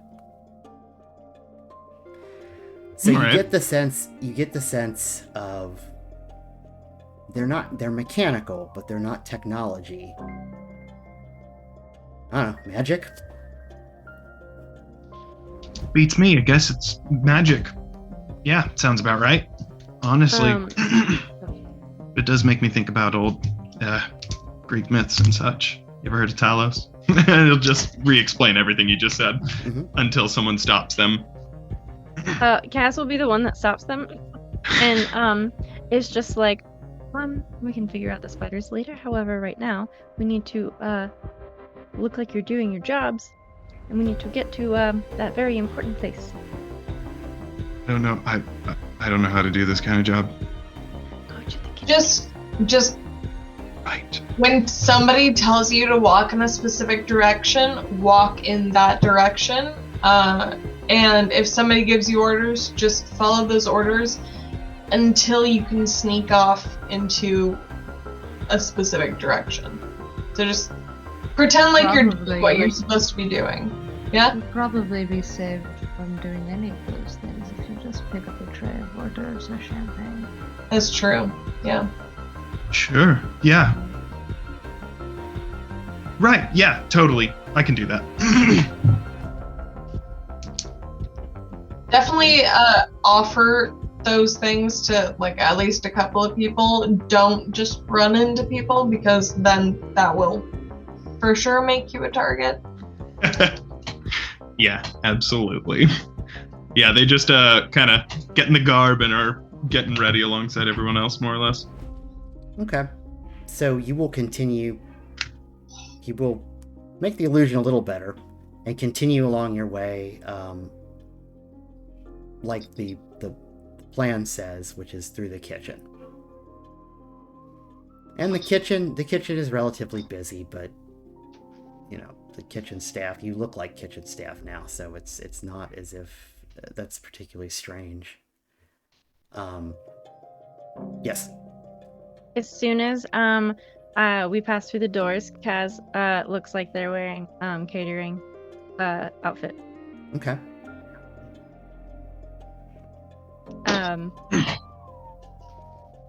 Yeah. They turn to Nemesis on their arm, and remove like their arm, and then put their hand on his back, and it's just like, pretend like you're choking, and then just starts like hurriedly guiding him through the kitchen, like towards those back doors that they know lead down to the basement. She's killing him. Okay. If anybody looks in that direction, they're just like, I'm so sorry. I think he's having an allergic reaction. I have something, an EpiPen in my bag. Just, you go about your business. I got this. Goldfish. All right, hurry back. On their way through the kitchen, can I do a subterfuge roll to just pocket a kitchen knife? I don't know what that's for, but I'm just let you do it. Protection. I don't know yet. I don't know yet. Okay, cool. Protection, defense, one of them. Okay, yeah, so Subterfuge and That's defense. dexterity is what I would say is probably. I mean, you're already unnoticed, like, just for the sake of, I think you're able to do that. I think that's pretty easy to do. Okay, I pocket a kitchen knife. This is not where they keep the expensive knives. This Yeah, is the staff kitchen. it doesn't need to be nice, it just needs to be sharp. Okay. So then, do we all descend to the basement? Yes. Yes, absolutely. Going down the basement, there's a series of stairs. There's 2 flights of stairs. That's a little unusual for a basement. Seems like it might be a little deeper than you would expect. And you come into the basement, Down in the basement, there's a lot of typical kind of basement stuff, mostly supplies, batteries, the kind of stuff, just cleaning products, things that you just kind of keep down in the basement. It's extra. And a bunch of ghosts. Kaz, not seeing the ghosts, will say, my floor plans don't have any sort of lower levels, but they exist. So look for any kind of trapdoor. Lane will look to the ghosts kind of around and just say, on the off chance that it wasn't a fluke and you can actually hear me, have you found a way to this sort of secret basement, this lower level? Kaz, is just like, who the fuck are you talking to? The ghost Maybe? kind of points to which would be like a stack of pallets. It don't look like they've been moved in a while. Out over in the corner, and just says judgment.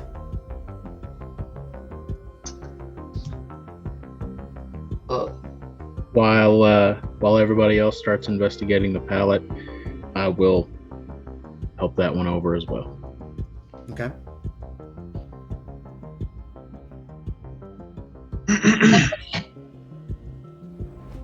Yeah, so Lane will start sort of taking a look at the pallet and sort of trying to see if we can move it. Perhaps it's blocking something or I was gonna look at that. Kaz and Jericho and just be like, just to give you context. Wait, what? There's just to give you context. You're There's talking a to the lot ghosts. Yeah, There. there's a There. lot more here. And Lane is like looking pointed around. to the pallet. They're like, oh yeah. So by the way, fun fact for you guys who apparently can't see ghosts because you aren't as cool as we are, there's ghosts everywhere around this bitch. So just know that wherever you are, you're probably standing near or maybe even in a ghost. So just be mindful of that. And they'll just keep looking around and Yes, let me be mindful of what I cannot see. I don't want to be here anymore. just stand They're still. sort Whoa. of like Look out, Jericho! There's a spectral sea captain aggressively breakdancing right next to you. I think it's sort of like skiing. There's the ghostly you're wench flashing her supposed boot. to look for the person that you can see, not the people behind you. So really, technically, it's the ghost's responsibility to stay out of view. I'd hope so. I'd rather not be worn. Right. There's you said actually something one. about this Oh my pallet? gosh, Jericho! There's somebody. There's one that's moving into your space right now. They're inside of your body. I can see. Oh my god, they're just hanging out right inside of where your form is right now. They're just sitting there. Where do you think this is funny? Do you think this is hilarious? It's super funny. I woke up today and I thought that I was going to have a fun time not talking to anyone. And now here I am talking to 4 people. Time to be alive. Come on, help me with these. All right. So, You have to admit that it's hilarious that all of us expected I assume all of us expected today to be a completely normal day, and here we are. well, I as you never finish- expect anything that has to do with Mercury to be normal. as you kind of finish torturing Jericho, you do start to move the pallets, and there is definitely something that looks like a trapdoor, a metal trapdoor. Okay. Is it locked? No.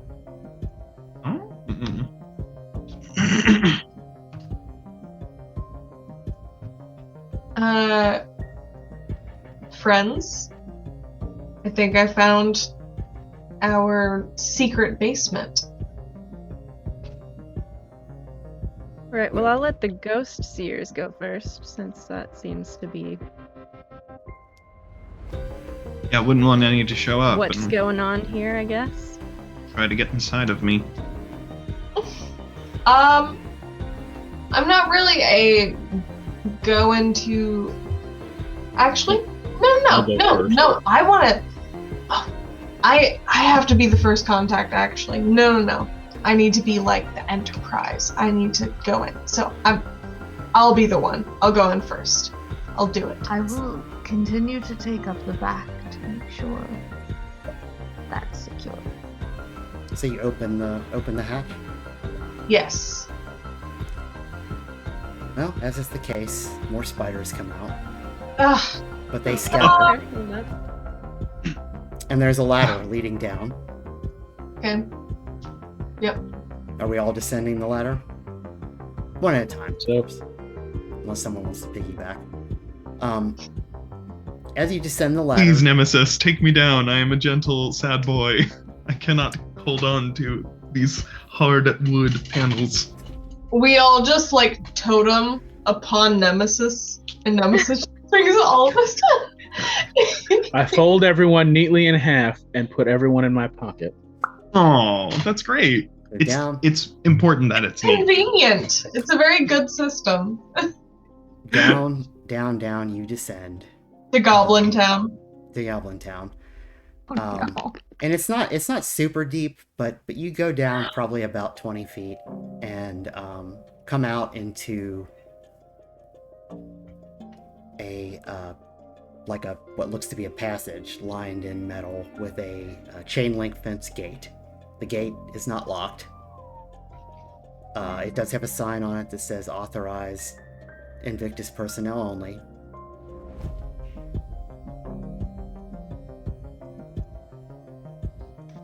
Thing that they had to put this all the way down here in a hatch in a secret basement under another heavily fortified basement, just in case someone got here, then we'd know. Maybe the good art's down there. What's Don't get your hopes up. Invictus? Yeah. Authorized Invictus personnel only. About You're the not sure? organization.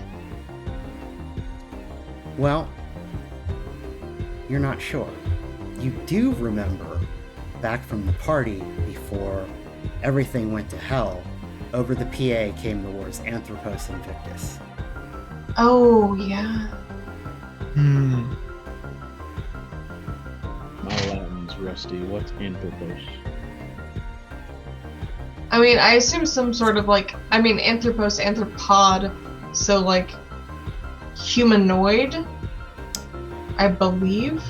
I would say that you get the sense that the term means human rule or human ascendant, something like that. So maybe. They're kind of combining two different languages here because Anthropos is probably from Greek, and I think Invictus. Yeah, is from Invictus Greek. is Latin, Latin. probably, and then Anthropos is definitely Grecian, yeah. So, but the sense you're getting from it is human ascendant or human rule. Are they people who specifically hate gods, and they somehow think that we're related to that shit? That's stupid. Why would we? Okay, if that's Ro, what's going on. Ro, you've never had this conversation, but you've had this conversation. It's reminiscent of something. It doesn't make any sense. Well, they clearly want to subjugate. No.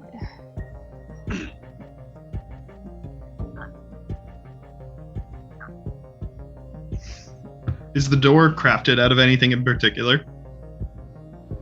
No, it's a very normal chain link fence. Oh, Oh wait, do we see through it? A little bit, yeah. It's kind of dark in the passage ahead, but the passage ahead does seem like it's lit with some almost like some shop lights, and kind of looks like a mine-like structure, some kind of a cave.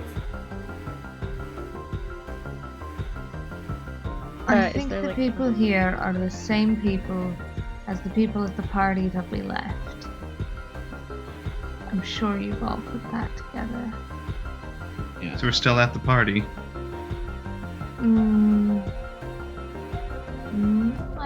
That was not my impression, but perhaps. I think maybe we are at the event that the party was covering up for. Regardless, there's something down there that we need to get to. Oh yes, Yes. there is death heebie-jeebies coming from down there. Yeah, we need to figure out what's going on and we need to fix this because, I mean, honestly, nobody gets thrust into a very weird situation like this without solving or trying to solve the problem. And honestly, we can't walk away from this situation. So That's the key point, really. We're physically incapable of walking Yeah, out of here. let's try and bend this situation to the best possible benefit and see what happens. So Off you go, out of then. here. And try not to die in the process, maybe. I mean, I don't care personally, but you guys probably are wanting to stick around. I thought you said you were leading the way. Oh, me? Mm-hmm. Shit. Yep. I have this. Okay. Definitely do. Honestly, my entire life, people told me that I was crazy for believing the things that I believed in, and the fact that now I'm supposed to be leaning on that knowledge, it feels really weird for me. Really strange. This may yet be a mass hallucination. It could be. If I just Hoping so. I'm just gonna pretend that this is a dream and just go with everything that I've ever wanted to believe in life. So we want to get to this basement. There's the thing. There's a hatch. We can go into the basement. Let's just fucking go. See what happens. We'll talk to whatever's down there. Because if this is some weird mass hallucination, and we're obviously the main characters in my little weird brain thing, so if we're the main characters in my little brain thing, and this is a mass hallucination, then when we go down there and talk to whatever this thing is, we'll be fine, because obviously I wouldn't kill us off. Right? Lane, look at me. You can have the existential crisis later. I think I might be having a panic attack. Okay, right. All right. Well, should you lead the way then? Bro, please take over. Great. All right. You're coming behind me, Lane. I'm not letting you get away with this. And we'll actually take Lane's hand, like almost in a comforting way. Okay, I'll so lead the way. okay, we'll have Nemesis open the gate. So all of you are now ready to enter the cave in the basement. And if I could be reminded who was leading and maybe what order you're going in. Believe leading was Ro, if I'm not mistaken. Okay. Second. Right before the last. Seeing as how Lane is perpetually curious, they will probably be behind Nemesis. Like, very closely behind Nemesis, just like peeking over. Yeah, I guess I should say that, you know, you're not sand people. It doesn't have to be a single file line, you know, so you can kind of be near each other. You didn't mention if it was narrow or not. It is not particularly narrow. Oh, shit. Okay, well, I'll walk side by side with the big one then. Yeah, it is wide enough to you could walk probably 4 or 5 abreast. It's a pretty wide tunnel. Maybe you can see further down it starts to narrow a little bit, but it'll be a little bit up the tunnel before it starts to maybe wind and narrow. And I'll remind you again that the lighting, it looks like at the top, it's kind of those like fluorescent shop lights, and then on the sides they've got these construction style lights. So it's fairly dimly lit, but there's enough visibility for those of you who can't see in the dark. So let me begin with this is, first of all, those of you who have the death purview, definitely underworld vibes coming from where you're going forward. But our first necronaut, who is Ro, you take a step forward, and as you take a step forward, it seems as if everything in front of you starts to dissolve into the form of a bunch of ravens, like they're kind of wiping away the scene. And you start to see things. You start to have a vision. And that vision is of cities burning, violence in the streets, gods fighting men, men fighting gods. And you see other visions of the people around you. You see a vision that looks like what you think is Jericho holding a flame in his hand in front of a bunch of people who are... He looks like he may be protecting them, but he's holding like a fireball. Oh, holding a fireball. Okay. Jericho holding a fireball. You see what looks to be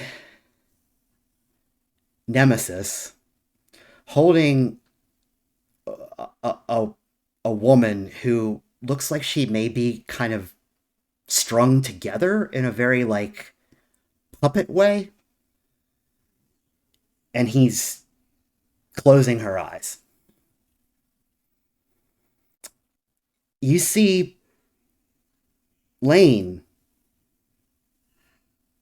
putting on a blue crown and calling forth what looks to be an army of the dead. And the final image you see is this new person you've just met. You see Kaz standing in what looks to be a wintry landscape, and a figure that you can't quite recognize, but they've got their arms stretched out, and you see Kaz drive a dagger directly into their heart. And what you get in your mind is that if you take this next step, these are going to be the things that will come to pass. But you're not sure if you can't not take that step. Like, you feel compelled to do it anyway. I think... Do you share this with the rest of the group? kind of wobbles a little on the spot, like maybe they're about to pass out. Lane will like sort of go up to them and like try and sort of study them and just say, "Are you okay? Do you feel okay?" And they'll like put their head up to your like forehead and stuff. Say, kind of like looks at you a little wide-eyed, and it's like realization after a moment. I'm fine. I'm fine. I just a little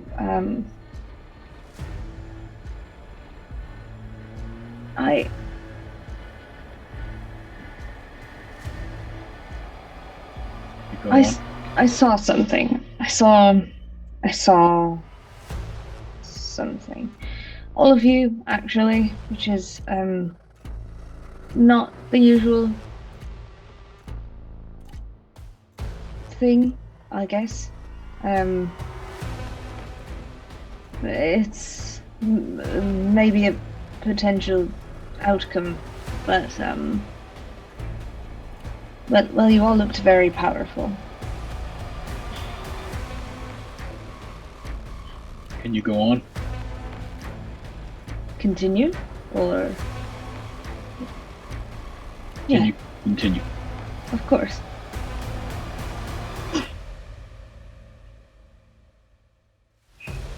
I don't think it was bad. Sorry? Nothing. I don't think it was bad.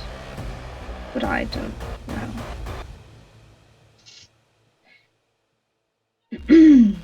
There's only one way to find out, right?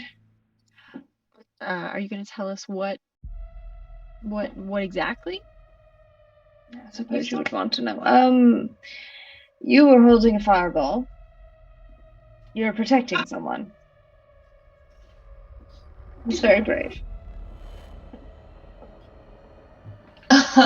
Okay, I'm sorry, but the further we get through this and the deeper it gets, I just feel more and more like something really amazing is happening right now, and I'm extremely excited. Please tell me that I did something cool in your little dream vision thing. Right. Well, there's no guaranteeing that this will come to pass, but you were wearing a blue crown, and you seemed to have some sort of maybe a small army under your command.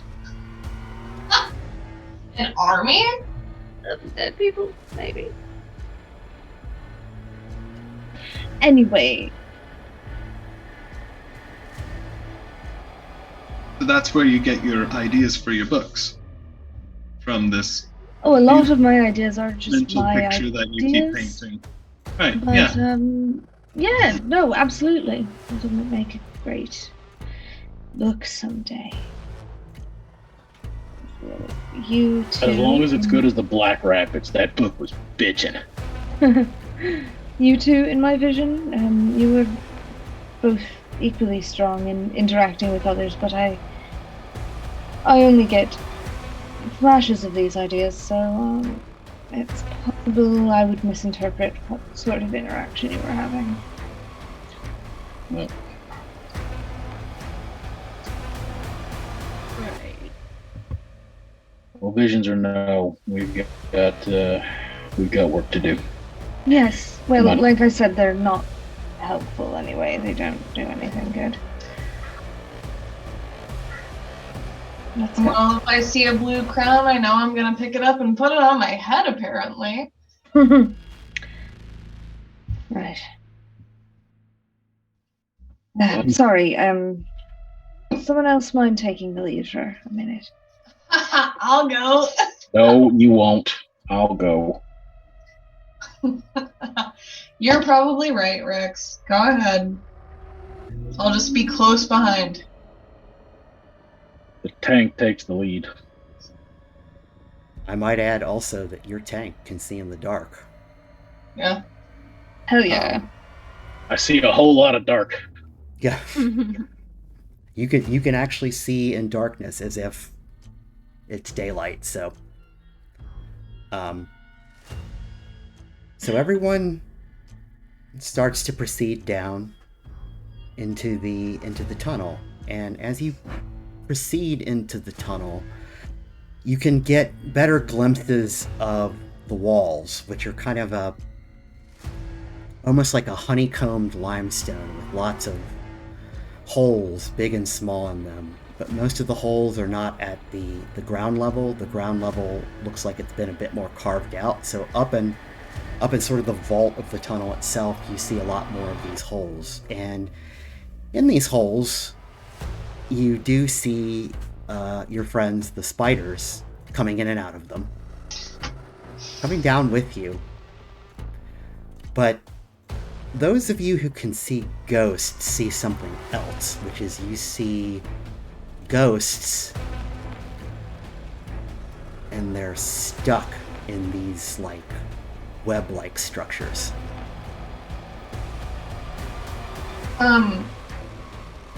Lane will sort of go up to these ghosts that are stuck in the web-like structures, and they'll just sort of like try to touch the webs. They'll just like... If you wanted to do that, you would have to climb up. Yeah, I'll use my spindly ass arms to climb up. Why not? Let me know if you need some climbing. I will not put you at risk for my curiosity. Well, we could say that you could maybe you could probably climb up on top of like one of the generators for the construction lights. Yeah. And at least maybe get like your fingertips up to one of these webs. Yeah, definitely. And actually, as Lane's doing that, and they're just like curious, they like as they're hoisting themselves up, they take like a deep inhale before they do that final push to where they're touching. Mm-hmm. I would like to sort of like inherently use Scent the Divine to see if I sense any interesting things. Okay, you can maybe detect another scion or god or legendary creature. Yeah, to see what kind of information you get out of this, give me, I guess it would be an occult plus, it's a mental task, so something from the mental column. Okay. I'll use my intellect plus occult. Okay.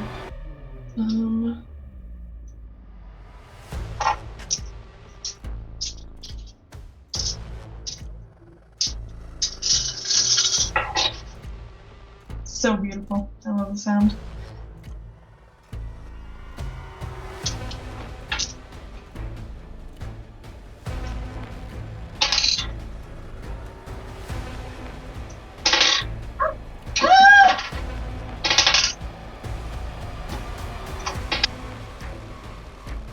So 8. I had like 2 exploders.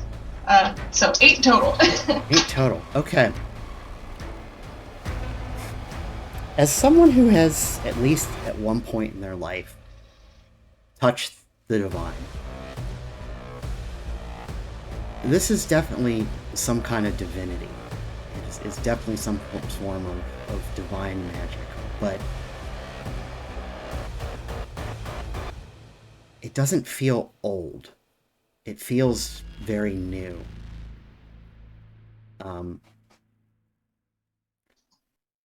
And not something that would come from particularly like a god.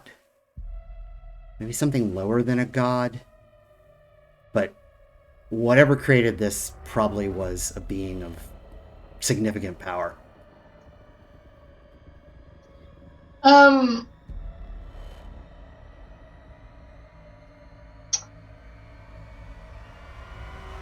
This would be a good point to ask if you actually touch the web. Yeah.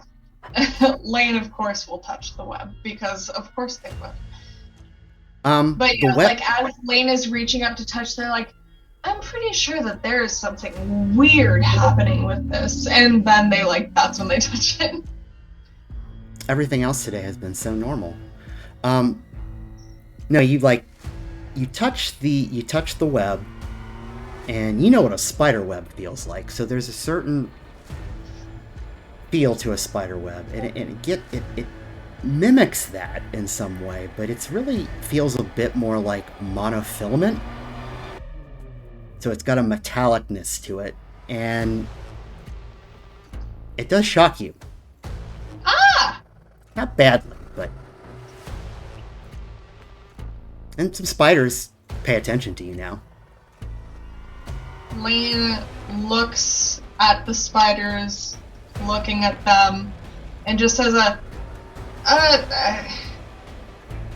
this spider web is, there's something really wrong with this, and it shocks, and also I'm pretty sure that I disturbed the spiders that are a part of this. And also, and they'll look to the, ghosts who are sort of trapped in this web, and they'll just say, you don't happen to have any idea as to what's going on with this whole situation, do you? You're just kind of trapped here? Ghost does not respond to you.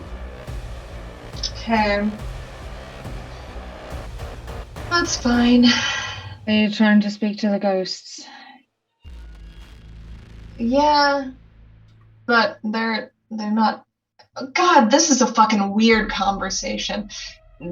I'm trying to talk to the ghosts, but they're not responding. But actually, I can physically see the ghosts, and very visibly, and you can apparently also see them? Yeah, I can see the ghosts as well, so they're definitely here. Okay. I am of Yeah, sound well, mind. they're not talking.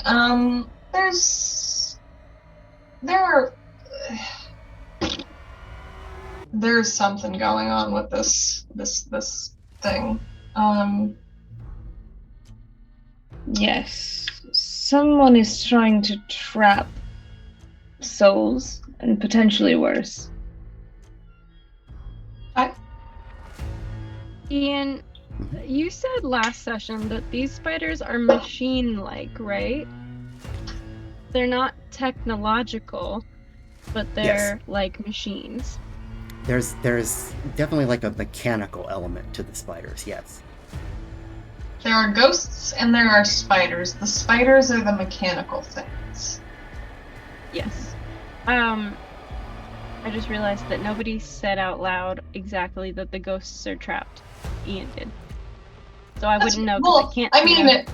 Ro did ask Lane if they were trying to talk to the ghosts, and I did say that something weird was going on.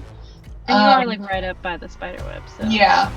And I was sort of saying to them, hey, what's going on? Why are you trapped? What's going on here? So, I assume Kaz is smart enough to piece that together. They're probably smart as a whip. Whether they piece that together or not, they will watch Lane's interaction with the spider and the web, and then be like, get down.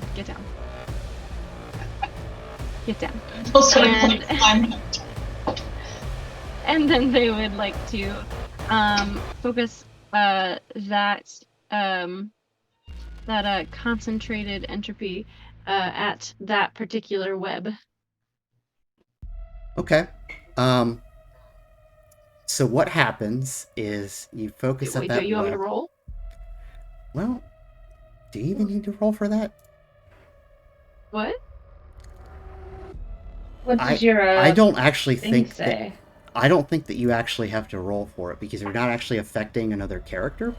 So what you're doing is you're actually attacking machines in this case. Yeah. So these machines don't really get to resist chaos. And if you were attacking something else, theoretically your description should say something along the lines of an opposed knack roll or something like that. So it looks like you just get to do the thing. Yeah, if you were yeah. If you were using this boon on a more sentient thing, it would probably have to roll to resist it, but Mhm. I'm getting the sense you just kind of want to break a machine. Well, I want to see what it does because Okay. first of all, it zapped Lane, and the way that they're talking at this spider web, I can conclude that they are either talking to the spiders or the ghosts. Regardless, I want to see what it does. Okay. So you kind of do that, and it's almost as if the raw forces of entropy itself start to take hold, and parts of the web. What does that look like?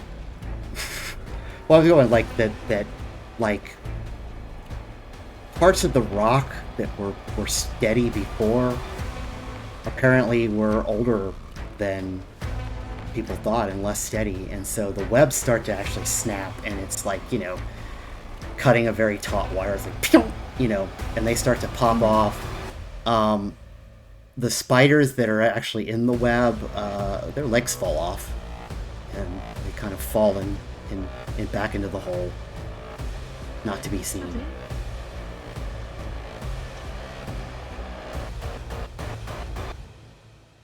They don't fall down? Well, they do fall down. They're in a hole. There's like a web like over one of these holes with a ghost trapped in it. Okay. Oh yeah, you said hide like. Okay. And Can so I climb up and see and look at them? you can climb up with zero issue. Yes. Yeah. I'm just gonna scale the wall real quick. Okay. Lane's like watching Kaz just casually climb the wall, and they're like, "Why do they make it look so easy? How do you make that look so easy?" They just like say. I steal art for a living, and then they look into the hole. That's very honest of you. Thank you for sharing. Well, looking into the hole, it is very dark in the hole. It doesn't go as far down as you think. It's not a very deep hole. It maybe goes a foot. The hole is wide enough to hold like a human-sized ghost.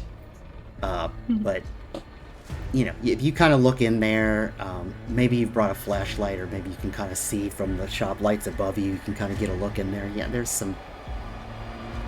two broken spiders in there that are just twitching. Oh, twitching. I'm gonna pick one up and bring it down with me. Okay. Yeah, you get a spider and you bring it down with you. I should mention at this point that when the webs come off, those of you who can see the ghost tumbles, if suddenly freed, onto the floor of the cavern and runs down the cavern, like further down. Lane is just gonna say, "Oh, wait," and try and like ask it to. It ignores you. Damn it! I'm gonna do this stupid thing, and I'm gonna run after it. No, you aren't. Strong narrative choices. Lane's like, "No, wait." Okay. Well, at this moment, just like looks around and is just like, did they really just run after a ghost? Yep. Yeah, I'll be right back. They don't call it ghost hunting for nothing, bitch. So you really do. So Kaz comes down with I guess between your fingertips, there's just a semi-twitching spider. Fortunately, it looks as if we get a closer look at it that its bitey part fell off too, so that's nice. But it's everything that was mechanical about it came off, and it's like a semi-organic, like little spider. But yeah, at this moment, Lane runs down the tunnel. Nemesis is in hot pursuit. And with, like, in addition to that, I don't know if it's possible or if it would ruin anything for you, but I would love to utilize my Ghost of Dumat ability to have a ghost guide me if it could be that ghost, that would be particularly fun for me, but if it's a different ghost, that is also perfectly fine. It is probably not going to be this ghost. It could be another ghost that you could summon up. Sweet, yeah. But are you doing that like while you're running? Yeah, I think that Lane, like, perhaps if there's a bit where they can't quite see the ghost that they're chasing after, they might be like, shit, I didn't see where they went, and then perhaps, like, in a moment of panic and, like, trying to figure out where it is, a ghost, like, sort of comes forth to guide. Very much like a person who works at a haunted house, just like whispering in your ear for just a moment, saying this way when you're lost. Okay. So a lot's Which happening has here. happened to me before, and it scares the absolute piss out of me, but you know. It's good haunt acting. So a lot of things are going on here. You're running down and summoning a ghost guide. Nemesis is running after you. What are the rest of you doing? Jericho's probably just denying all existence at the moment. You're breathing into a paper bag? No, they took the hits of their inhaler at the beginning of the episode. No. True. I suppose we should probably make our way toward the two of them so that we don't separate too much. I'm not running though. Italy, though, Jericho will definitely like pick up or see if they can find the other like mechanic bits of the spider and just try to like fidget with them to keep themselves calm. Like, how does this fit? Oh God, what is this? What's going on? That may become critical later. Yeah. So the rest of you are kind of proceeding slower. Yeah, a little more cautious, a little more aware. You know, trying to be aware of surroundings. Trying. So you're running down. The ghost is moving very fast, and I'd say like at super high speeds, but it's moving faster than you. And your ghost guide kind of appears like, I don't know what you are doing down here, but I don't think you should go down there. Oh, you can't feel it? Do I feel it? At the mention of that, you feel two things. Yes, you are getting closer and closer to what feels like an entrance to the underworld, because you can pick those up. The other thing that's happening is that, and I know this is not something that you've necessarily shared with the rest of the group, and that's secret too, but your arm is itching more and more.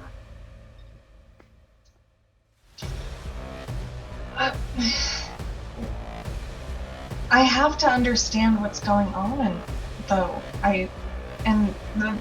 Why would I not want to go back to where I belong? Do you know what I mean? No, you don't belong there. You're alive. Whatever's down there is dead. You go if you want, but I'm not coming. Well, you have to. Actually, you, of all people, should be going there. Actually. Just as a small note, not to be the bad guy here, but, like, you're probably supposed to be down there. Awesome. Well, it'll be happier for you down there. Listen, okay. Hey, why are you smart talking to me? Have you been... I'm assuming maybe you stop. Do you stop running while the ghost is talking to you? Or yeah, not? They're like, okay. They've stopped and they're like, just having this argument with this ghost just in the hallway, like, why are you yelling at me? So for those of you that don't see ghosts, literally Lane is just sitting there like arguing with dead space.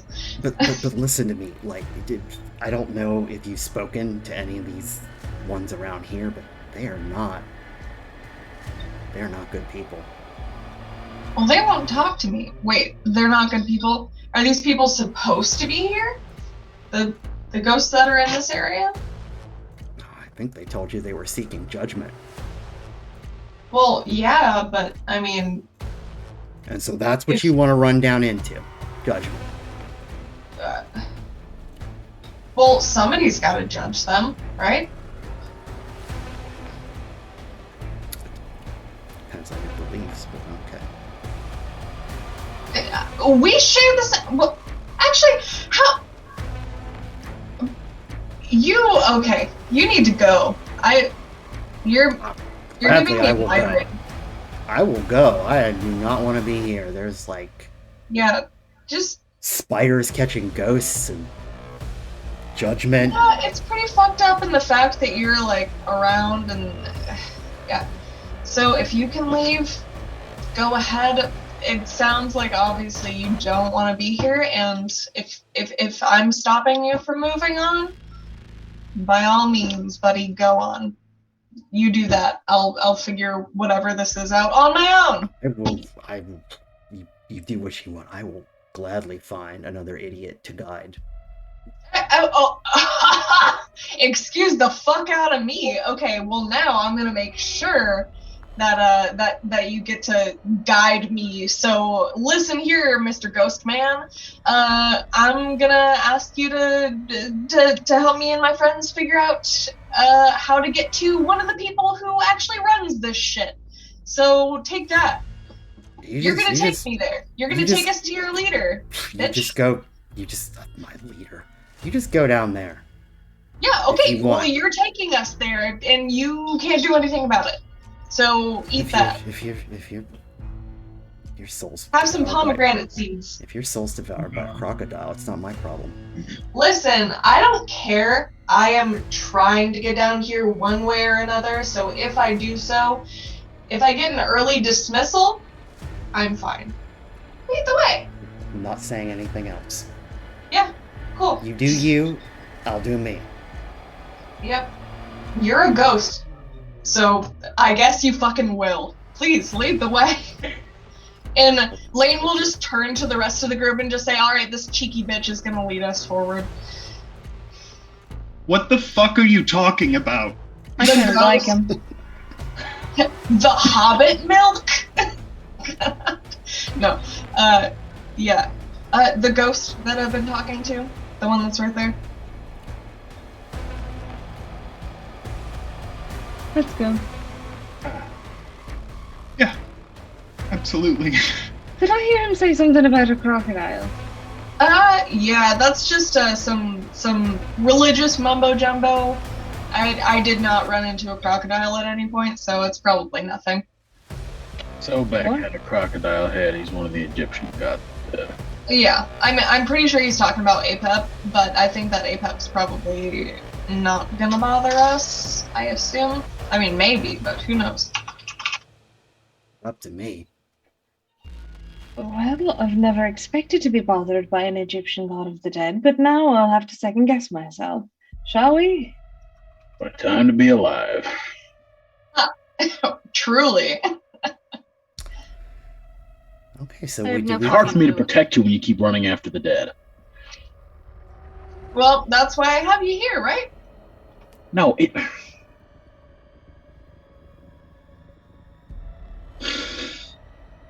Fred, I'm taking the lead.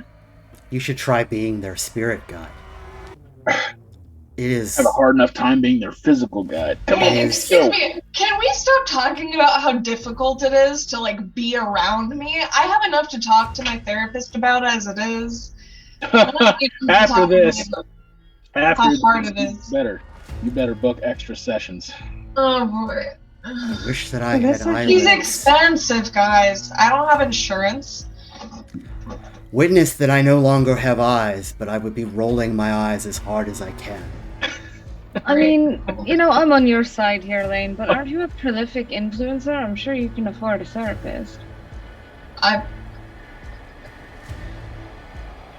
What's your name, pal? You know, making things about ghosts and things like that is not exactly super lucrative. Well, I will be very happy to buy you your next birthday present in advance. Come on. Well, yes. I was more so getting Ian's attention. Okay. Kaz, while this is all happening, is going to just walk past them and go further into. When Rose says come on, they'll start following Kaz as well. Okay. So, Frantically. yeah, as we continue down the tunnel, the ghost guide, of course, is just kind of floating with their arms folded, just like Lane's just like low-key talking to them and it's just like, honestly, I'm trying to figure stuff out because obviously if there's a bunch of people who are just waiting for judgment, it's going to be a problem, and you're just stuck here doing whatever and following me, a stupid chucklehead. So, and they're just like trying to make the situation better with this ghost, but they're likely just making the ghost more irritated.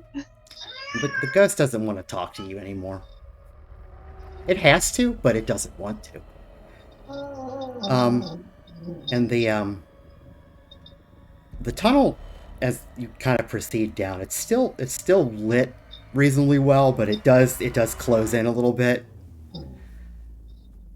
And as you come towards the end of the tunnel, or what appears to be the end of the tunnel, you do come to a very wide open chamber, like a vaulted ceiling.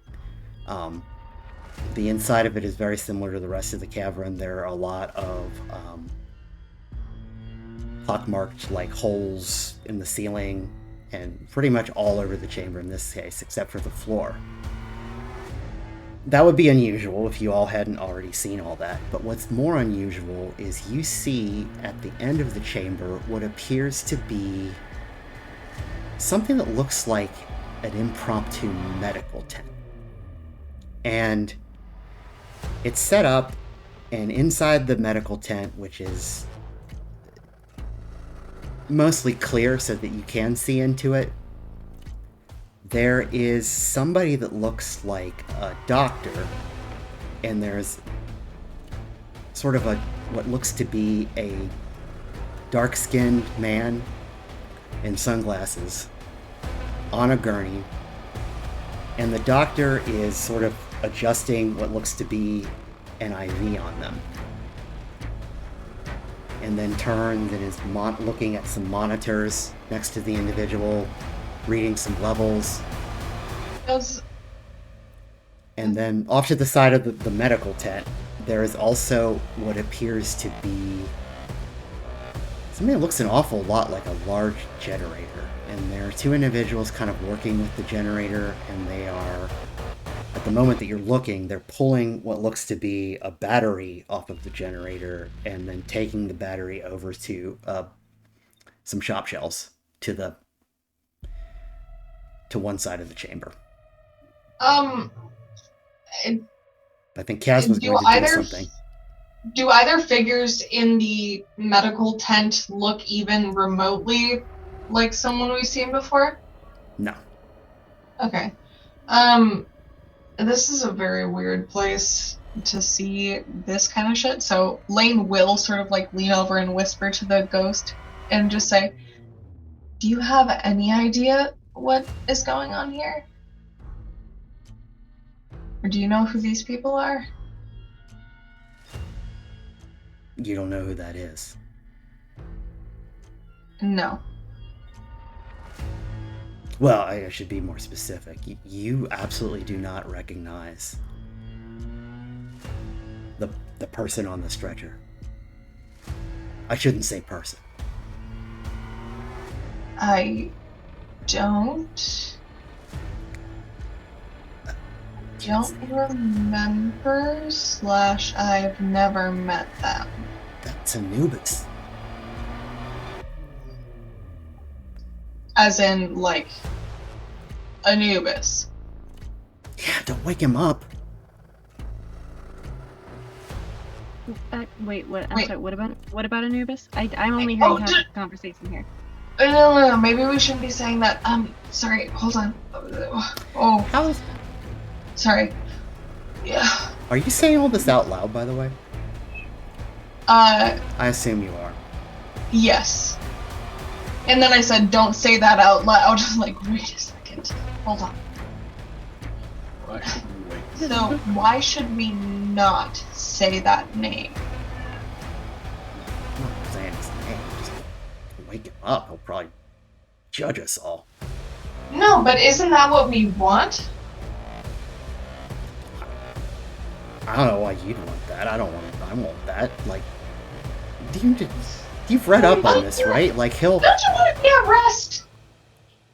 Sorry to interrupt this debate on whether or not dying prematurely is fun. Are they hosing the sunglasses against its will, do you think? Because that's Well, the if deep it's... basement and the battery, kind of. Well, obviously it's... I mean, if it's asleep, and they're... Are they... I mean, I'm sorry. Experimenting? Sorry, what is your name? Lane says to this ghost. I don't remember. Joseph. Joseph, Sure.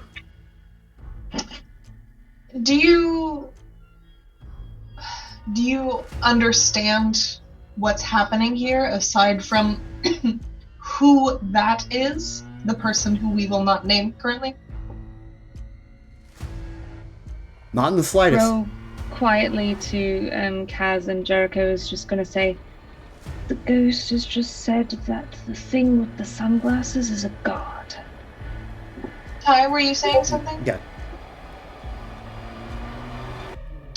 And Kaz is just like, what? And also I would like to, you said that, like, there were monitors, and I'm guessing, I am going to assume hospital monitors. I don't know why they're hooked up to a god or why they would work on a god, but is there anything that is like any kind of technology that I can like hack into and get information that they're using? Not that you can see, but there does appear to be a computer terminal. I am gonna assume like a laptop, also, I would say. In the room. What? Well, in the tent with the person. I'm gonna assume that my 3 dots in technology, even though it says security systems, I don't know if it's like specifically security systems or if I'm good at, It's all I don't know. technology. Security systems is just a specialty. Okay. So I can hack into that computer. Well, you'd have to... I assume you'd have to get close to it, right? I mean, if you're thinking about how actual hacking works, I just need a phone or something. I was actually going to say, I might be able to help you with that. Because I have the NAC wireless interface. So I can be... I can screw with technology without having to touch it, pretty much. So I could mess with that stuff from a distance, if that's Okay. what we're trying to do. You could combo up on that action. Essentially, you would be using something like Lane's phone, and then you would be hacking through Lane's phone would interface with the computer, and then you would be hacking through Lane's phone. Yeah, so we could use your hacking skills Mhm. with my ability to connect. Mm-hmm.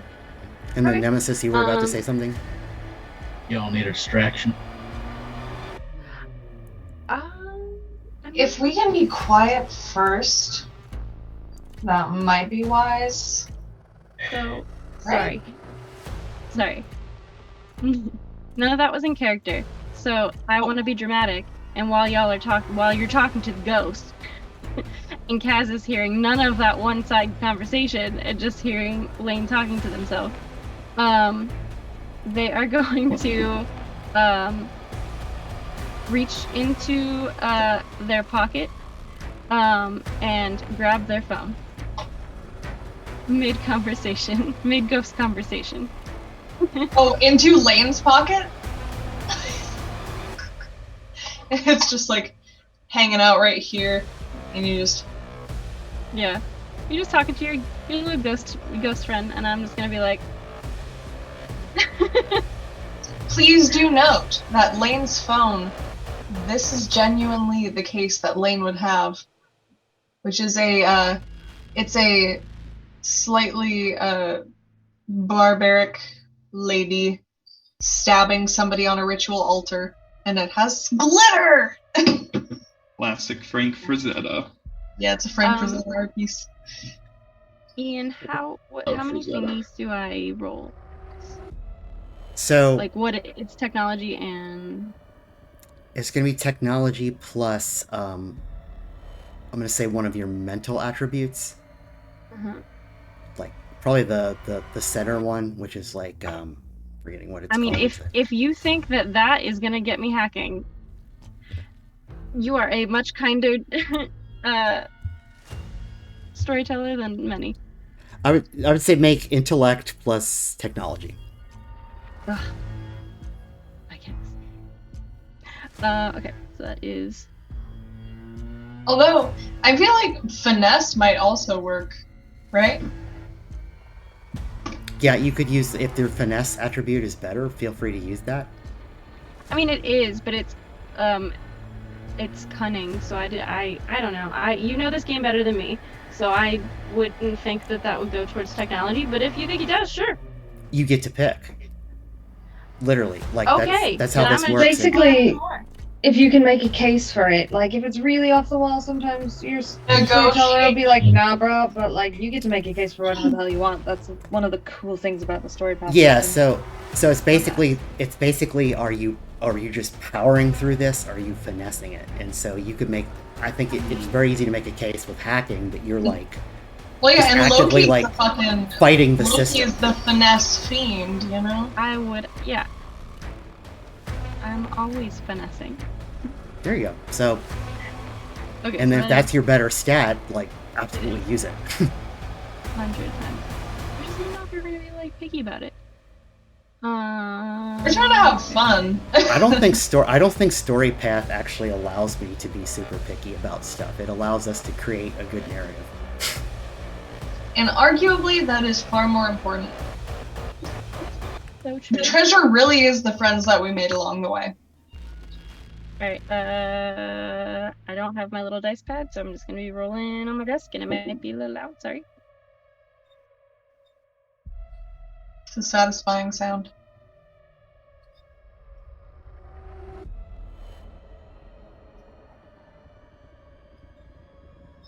Zero.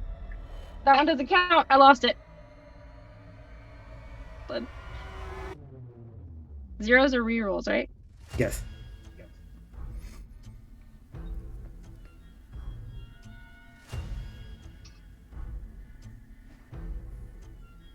There's 4 successes. Okay. So the way that this will work is Lane's phone starts to download the data from the computer. But that's when something else happens. Is you're working the phone and you feel something drip on the top of your head. And it kind of burns.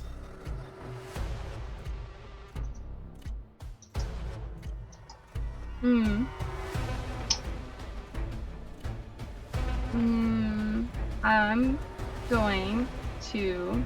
It's currently downloading, right? Like I don't really need to do anything else. Yeah, you could just set the phone aside. It's getting the data from the computer. Okay.